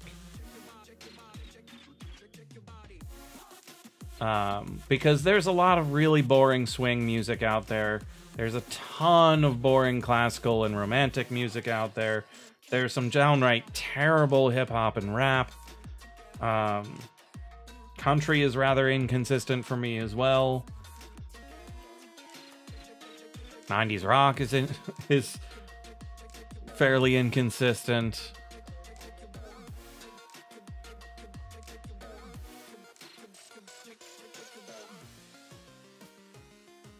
So yeah, I'm not sure I even like this door as much as I like our toaster.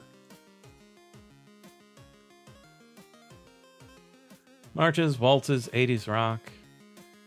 Yeah, like there are very few things that I'll just turn off. Certainly, there's no genre that I would just turn off because it's that genre.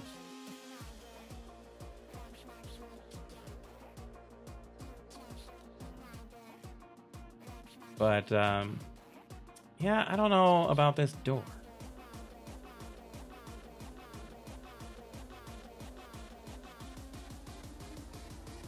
Like, I'm also not certain of what it's missing.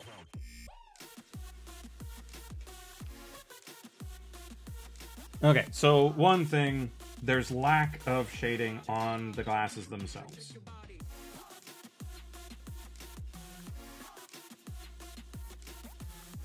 So we're going to go down to about 10%, and we're going to add some shading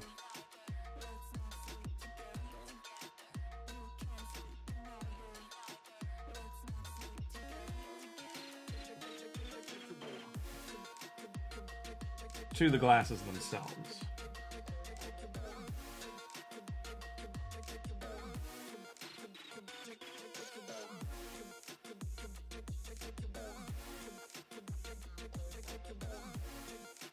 Because shading's important. It keeps things from getting too stale.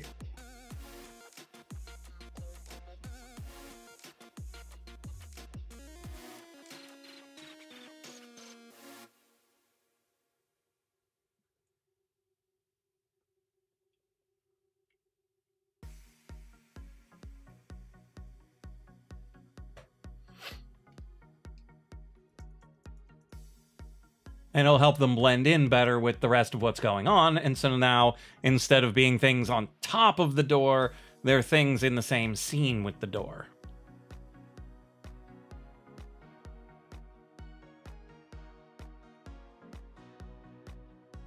Missing the mast. Duh, where's the flag gonna go? Video game official soundtracks. Mostly rhythm half. I see. Not bad. What's bothering you? The fact that it looks like a boat?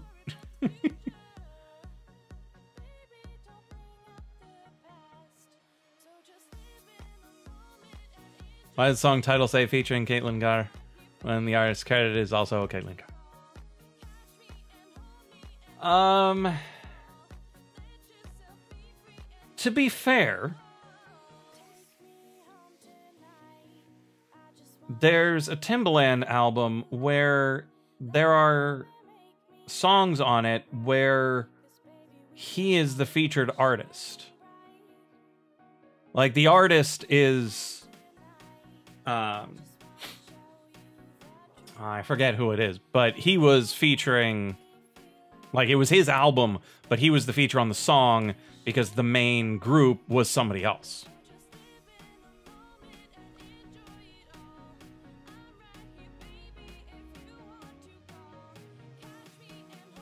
Yeah, the credit goes to the band, not the featured soloist.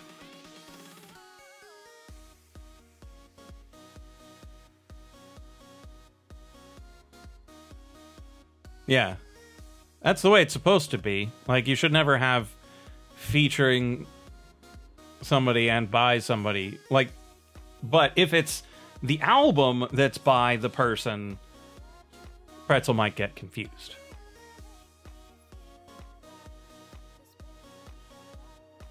No, it's not that bad. But our glasses are fitting a little bit better on our door. I think there are a couple of other shading things we can do that'll make it better. So we're going to add a door shade layer. What on earth was that? Did I drag it onto the... I think I dragged it onto the folder icon. Glass would fit better on a blue background, maybe with some waves. Quite so, quite so.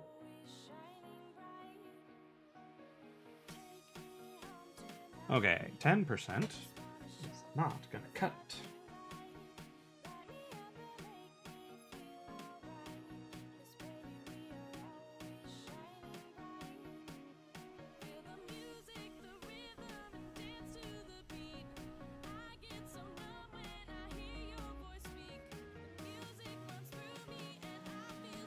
And then a highlight layer.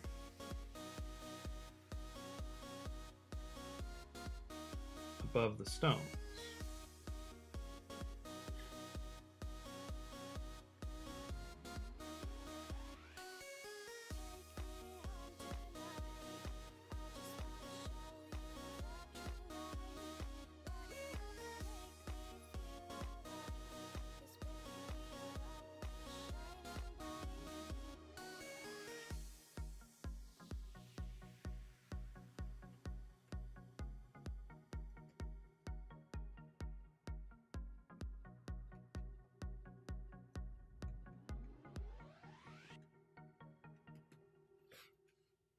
Let's see how that looks.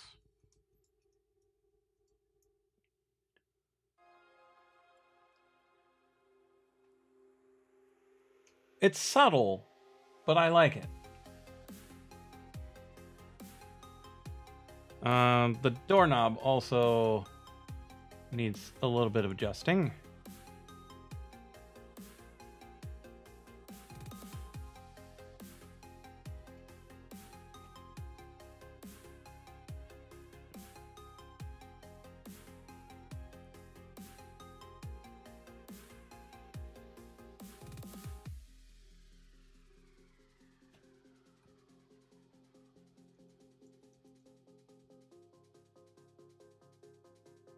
There we go.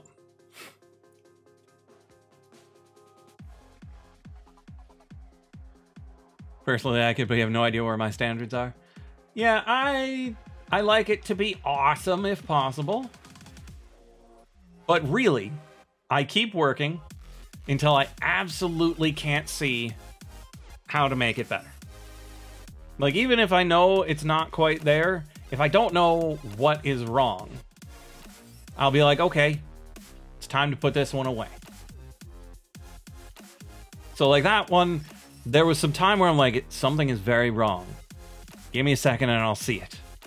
And so then I saw a thing and I was like, oh yeah, the glasses, they're not part of the scene. Let's make them part of the scene.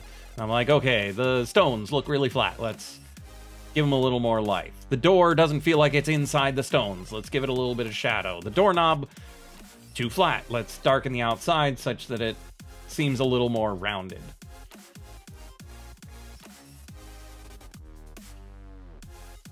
And so if I can identify a problem, I will try to fix it. Yeah. Oh no, you need to drink, but your cat's preventing it. Why do cats have to be so mean?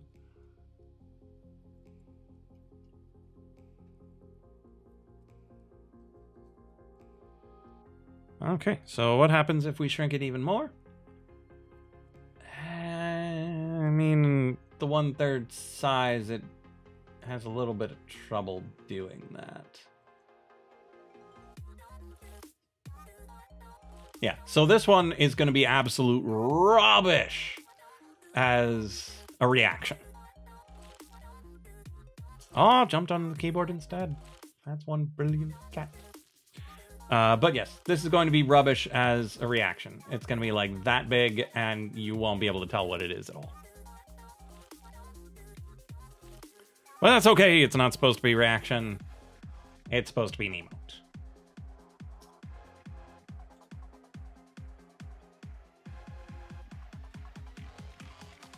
Thing is, you would need to make all of the details thicker, and there's just not room.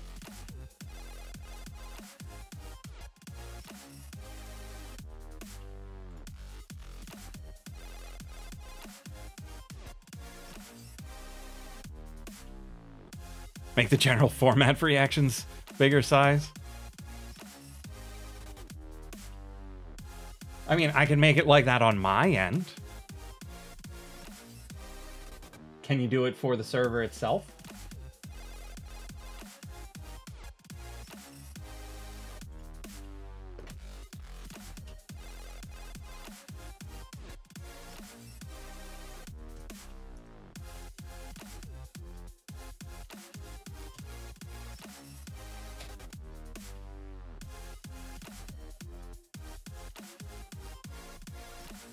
Snack versus toaster.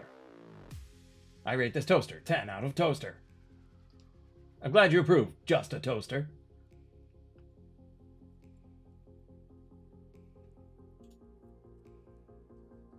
Just a toaster just joined the Discord to comment on the toaster.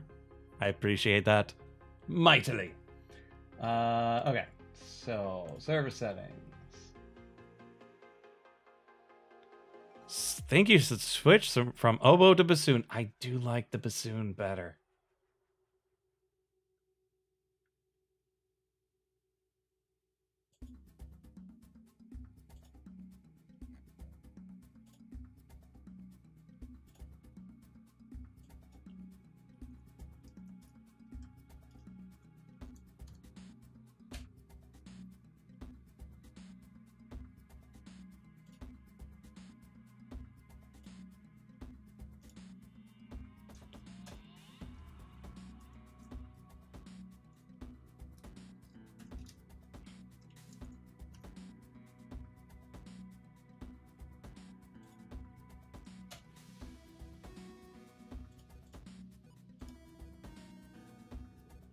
rubbish as a reaction. Decent enough inline. Perfectly good all on its own. And now my secret's been compromised.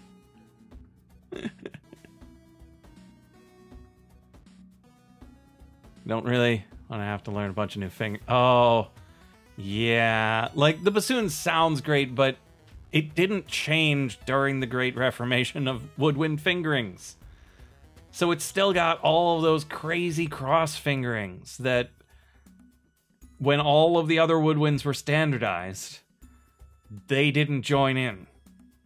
So when you play the oboe, and you play the saxophone, you play the clarinet, you play the flute, all the fingerings are pretty close to the same.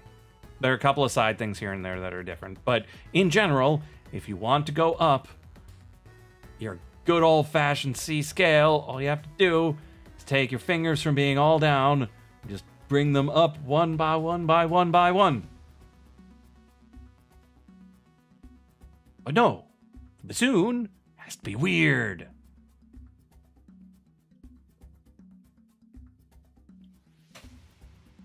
But it sounds so cool, so people didn't stop playing it, despite its ridiculous fingering scheme.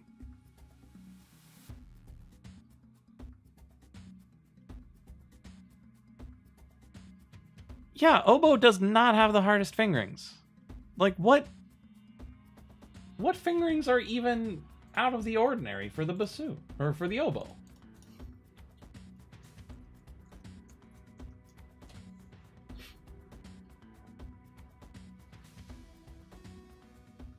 Okay.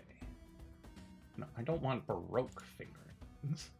I want post. Okay, so.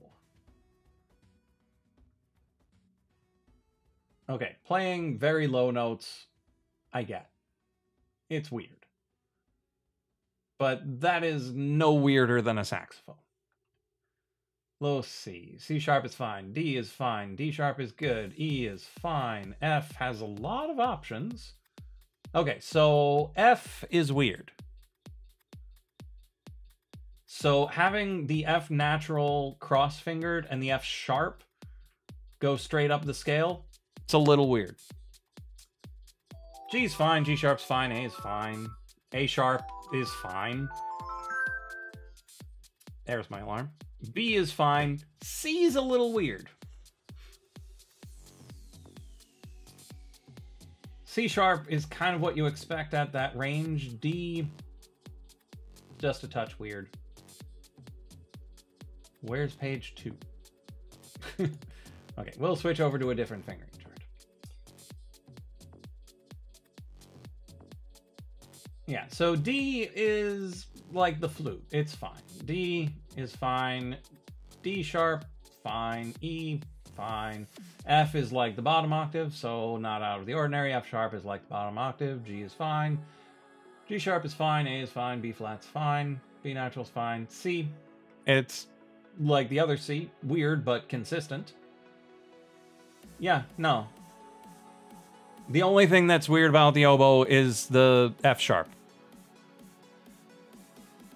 Like, there are a few outliers that you would necessarily need to memorize, but the C's a little weird. The F sharp would get me. That's the trouble I would have.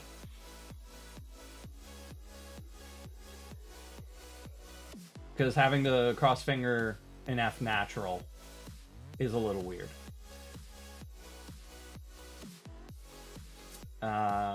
Yeah, and altissimo is weird on every instrument. Like saxophone, you at least get the palm keys to get you up there, but clarinet altissimo is just as weird as this oboe stuff.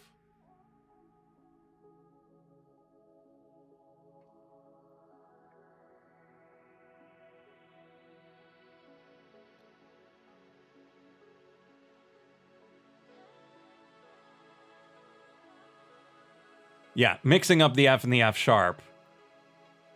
100% with you there. Because my F natural is your F sharp. And I'm speaking from saxophone, clarinet, and flute. All of us have the F natural with the index finger. And you've got the F sharp that way. It's weird, I tell you. Weird. But yeah, compared to the bassoon, that's nothing. But we did manage to churn out 2 fairly decent looking emotes. The door blindness, it's a little amateurish. Like, it's too symmetrical, it's too ordinary, it's lacking in character. The toaster is a toaster. Like, I'm just pleased that I just sat down and drew a toaster.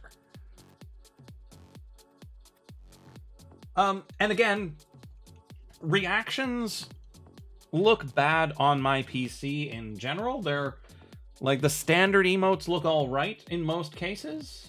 Let me scroll up a bit. Like, the umbrella looks fine. The thonk doesn't look any worse than anything else. The thumbs up is great. The sun and moon are great. The pencil's fine. The snake is good. Not my snack, just the general snake. But in my experience on my phone, I don't know whether it's the resolution. Oh, it's because the reactions on my phone are the same size as the inline.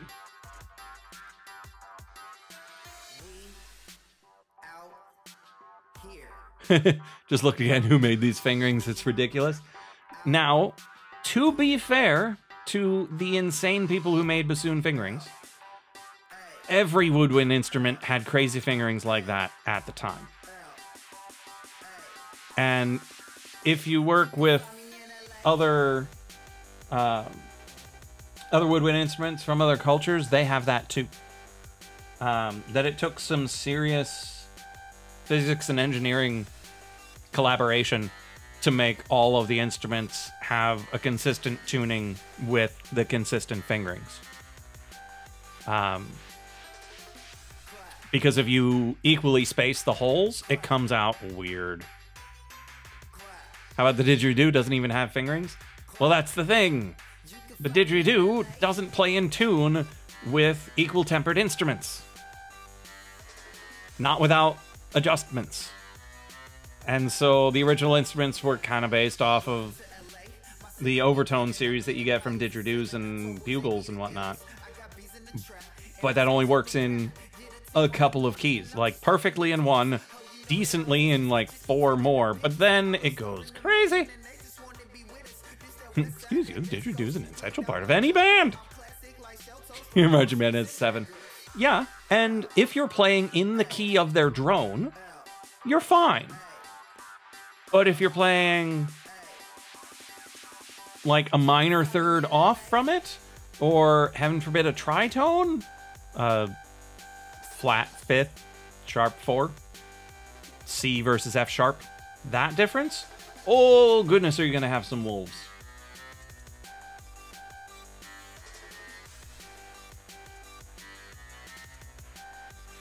Yep.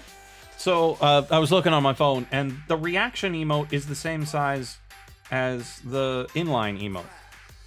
And so that's why all the reactions look so much better on my phone than they do on my PC.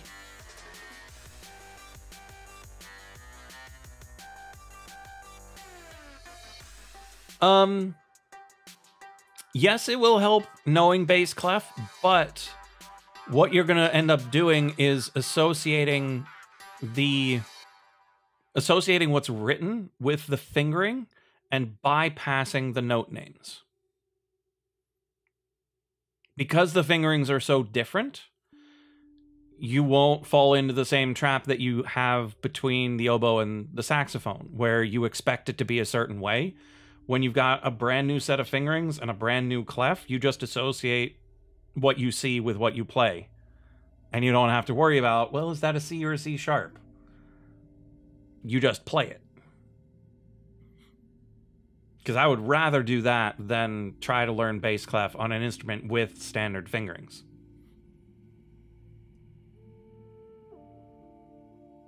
Oboe, piece, and bass clef? That's super weird.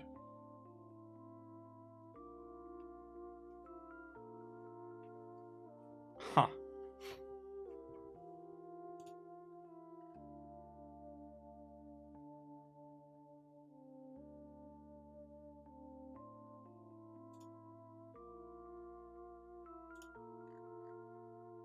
But we've had a good stream. I'm probably gonna call it pretty soon because we got our 2 emotes out of it. We were only expecting 1.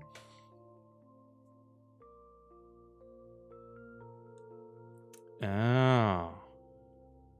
Yeah, flute wouldn't have any better of a time reading bass clef. Like, I'm not even sure if a bass flute would even... I'm not sure a bass flute would even read bass clef. Because it might just be an octave transposing instrument where they read treble because they're a flute player. And it just sounds an octave or 2 lower.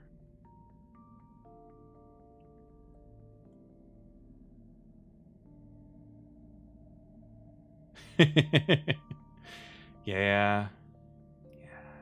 That's what happens when you throw oboes with flutes. They are very different beasts.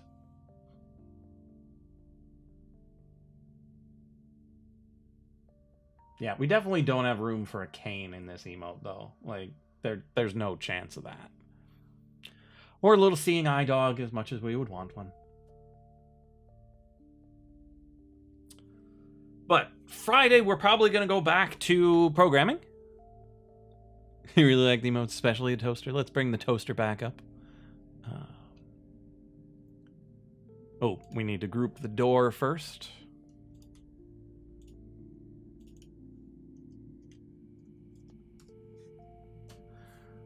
So there's the door, and here's the toast.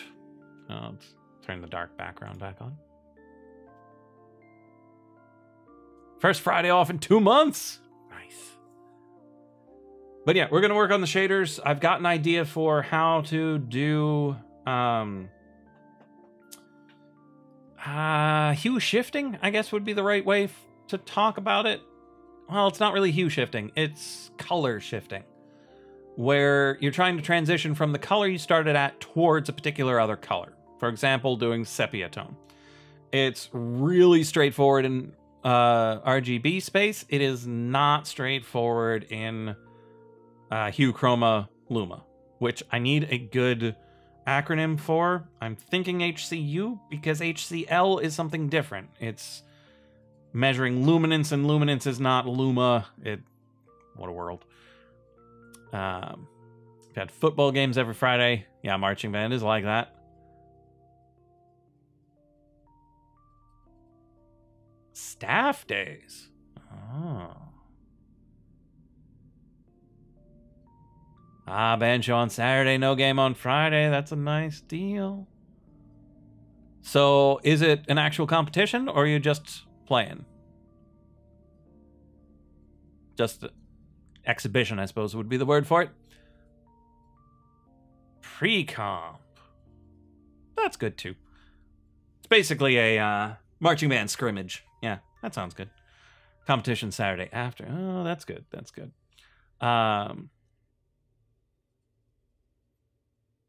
Yeah, they don't call them staff days here. Well, where I went to school.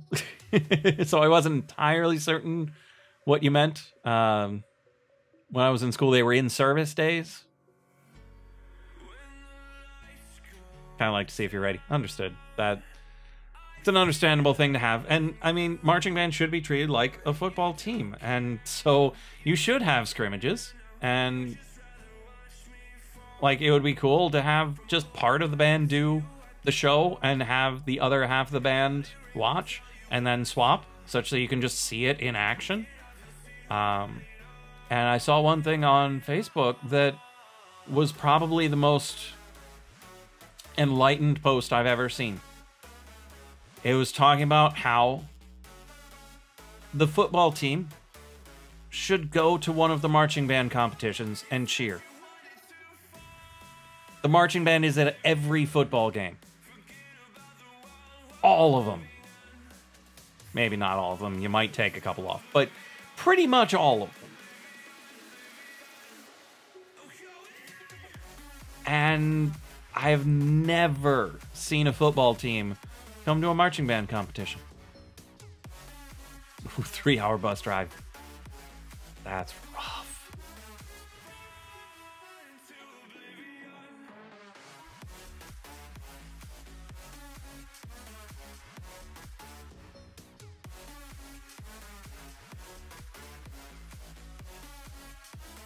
But just, like, have them come and see what it's like. And if they don't like it, then they don't like it.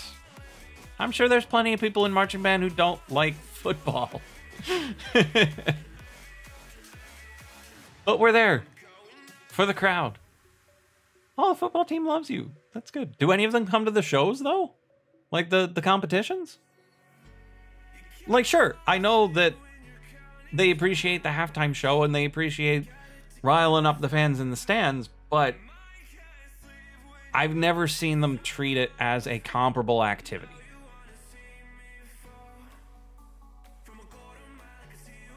I see.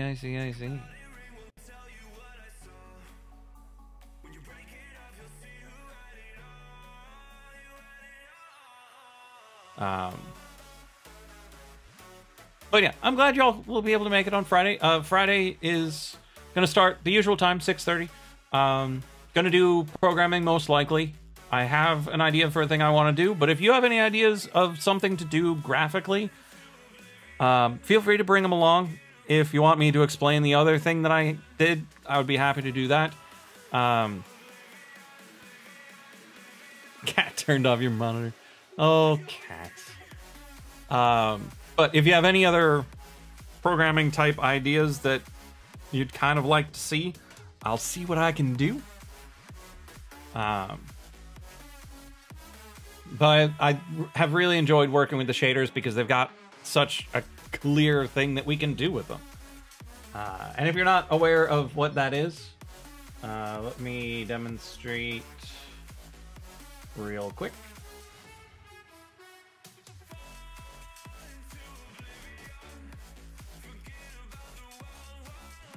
So it disappears for a second. It'll be right back. Don't you worry.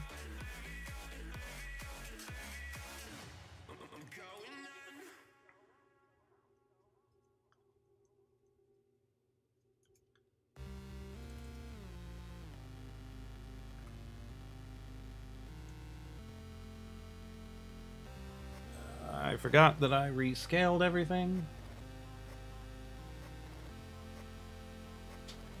There we are. It's all real! Okay, so I've got the Vibrance Gamma, which here's normal. I can desaturate things. It's kind of hard to tell with the toaster, though.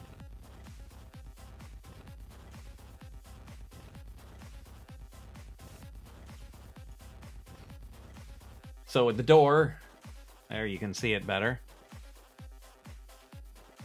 And so we can turn down the vibrance. You can see the yellows and reds. See the thing across the side here? Stays perfectly vibrant the whole time, despite everything else getting desaturated. Oh, cats look like serial killers during the day. Eyes narrow at night. They're adorable. Yeah, that is true.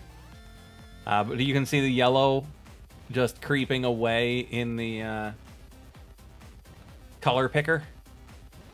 And then we can send the vibrance the other way. And then have it take over the whole screen. Ha ha ha ha ha.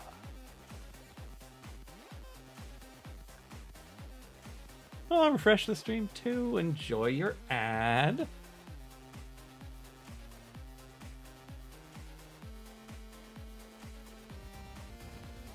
But yeah, that click from that to black.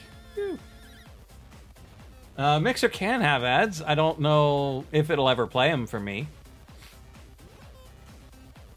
But they're like everything else. They need to make a living.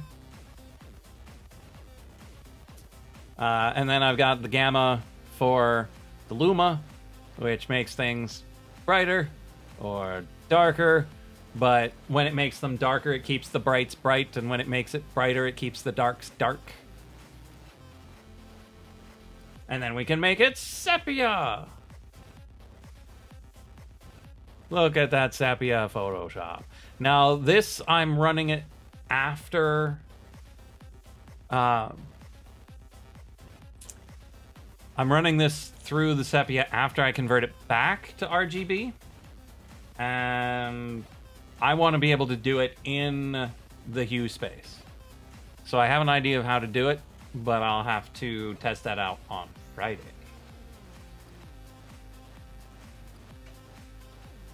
Turns out you need money to live. Who'da thunk? They could have used a different model. They don't have to rely on ad revenue. They really don't. Unless they do. And then that means they are making way more off of ads than any of their partners. That's another thing that seemed really crazy to me. I was listening to Twitch the other day, and they were running a sponsored ad.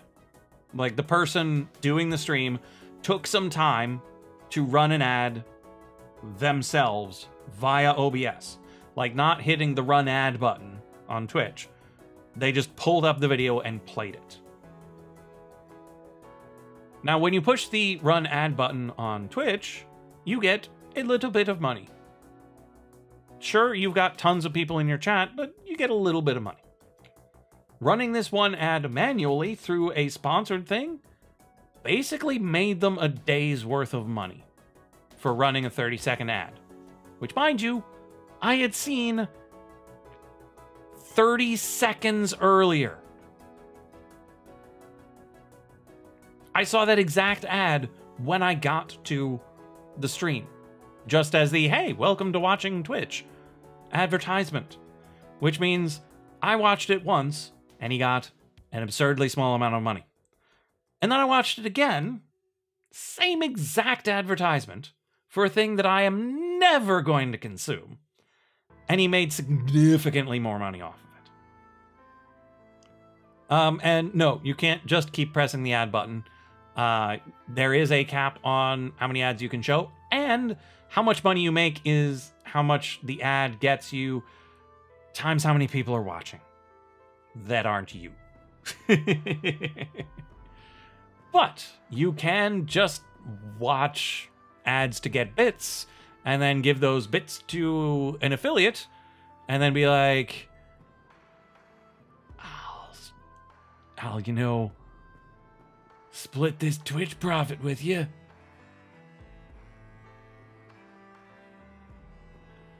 If you pay for fake viewers and run an ad, will you profit? Unlikely. That's how little those ads... Like, that's the point I'm making, is those ads make the streamers almost nothing. Well, I'm not going to say almost nothing. Hardly anything. But doing it through a direct sponsorship with the person or company that wants that run makes you a whole lot more. And it's just so very weird.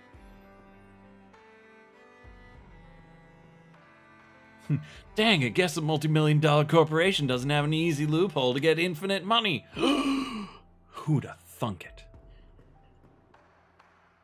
Yeah, because they also cap off how many ads you can watch for bits. And most likely they also have something monitoring IP addresses to make sure you don't just swap accounts and then watch more. What do bits do? They're a penny. They're a virtual penny that you throw at a streamer. But because anytime you give money to anybody, somebody else gets a cut. Unless it's cash or... Yeah, that's pretty much it. And so, like, the super chat over on YouTube that I occasionally get, the person is charged how much they say they want to give. And then YouTube and PayPal take a cut and then I get what's left. Bits swap that around, where the person who wants to give the bit pays the full amount up front, including Twitch's cut. And then when they give 1 bit to a streamer, that streamer gets 1 cent. Period. There's no percentages. Every penny you throw at them is a penny that they get. Invite people to your house for cash so they can watch you play. Duh. Yeah. I don't see a problem. That's how we did it back in the 80s.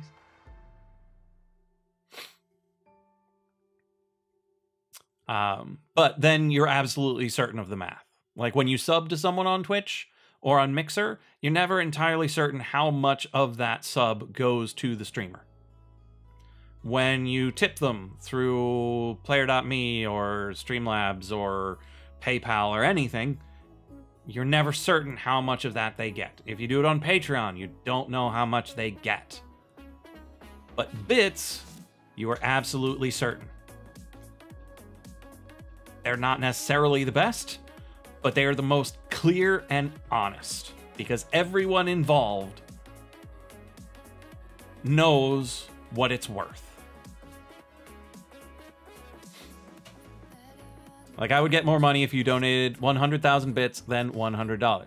That is correct, because if you donated $100, it would be a certain percentage, of the $100 plus like 32 cents would be taken away by whatever you donated through. Whereas the 100,000 bits, first off, would be $1,000 instead of $100. And so if you sent in 10,000 bits, it would be exactly $100 that would come directly to me, but it would have cost you like $114 maybe? 110, 107? I don't know. Let's ask Twitch. I'm sure they sell that. I can't check on my own channel because I am not an affiliate. Okay, so 10,000 bits costs $126. So 26% markup. 250 would be 308. Whereas just 100 bits costs you $1.40. So that's a 40% markup. Which you would think is a lot, but it's fairly comparable to what everybody else takes. That's how it goes. That's the nature of dealing in weird virtual currencies.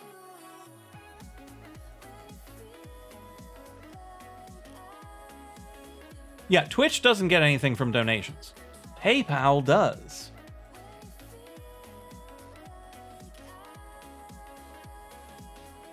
It's whoever does the processing. They need to cover their own butts. And they need to keep the lights on. So they have to take a cut. Like if PayPal didn't take a cut, there would not be a PayPal. They've got lawyers, they've got accountants, they've got programmers, they've got all sorts of people who've got, you know, mouths to feed.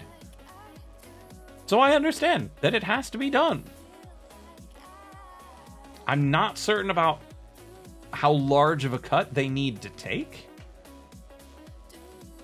but I totally get that they have to take a cut.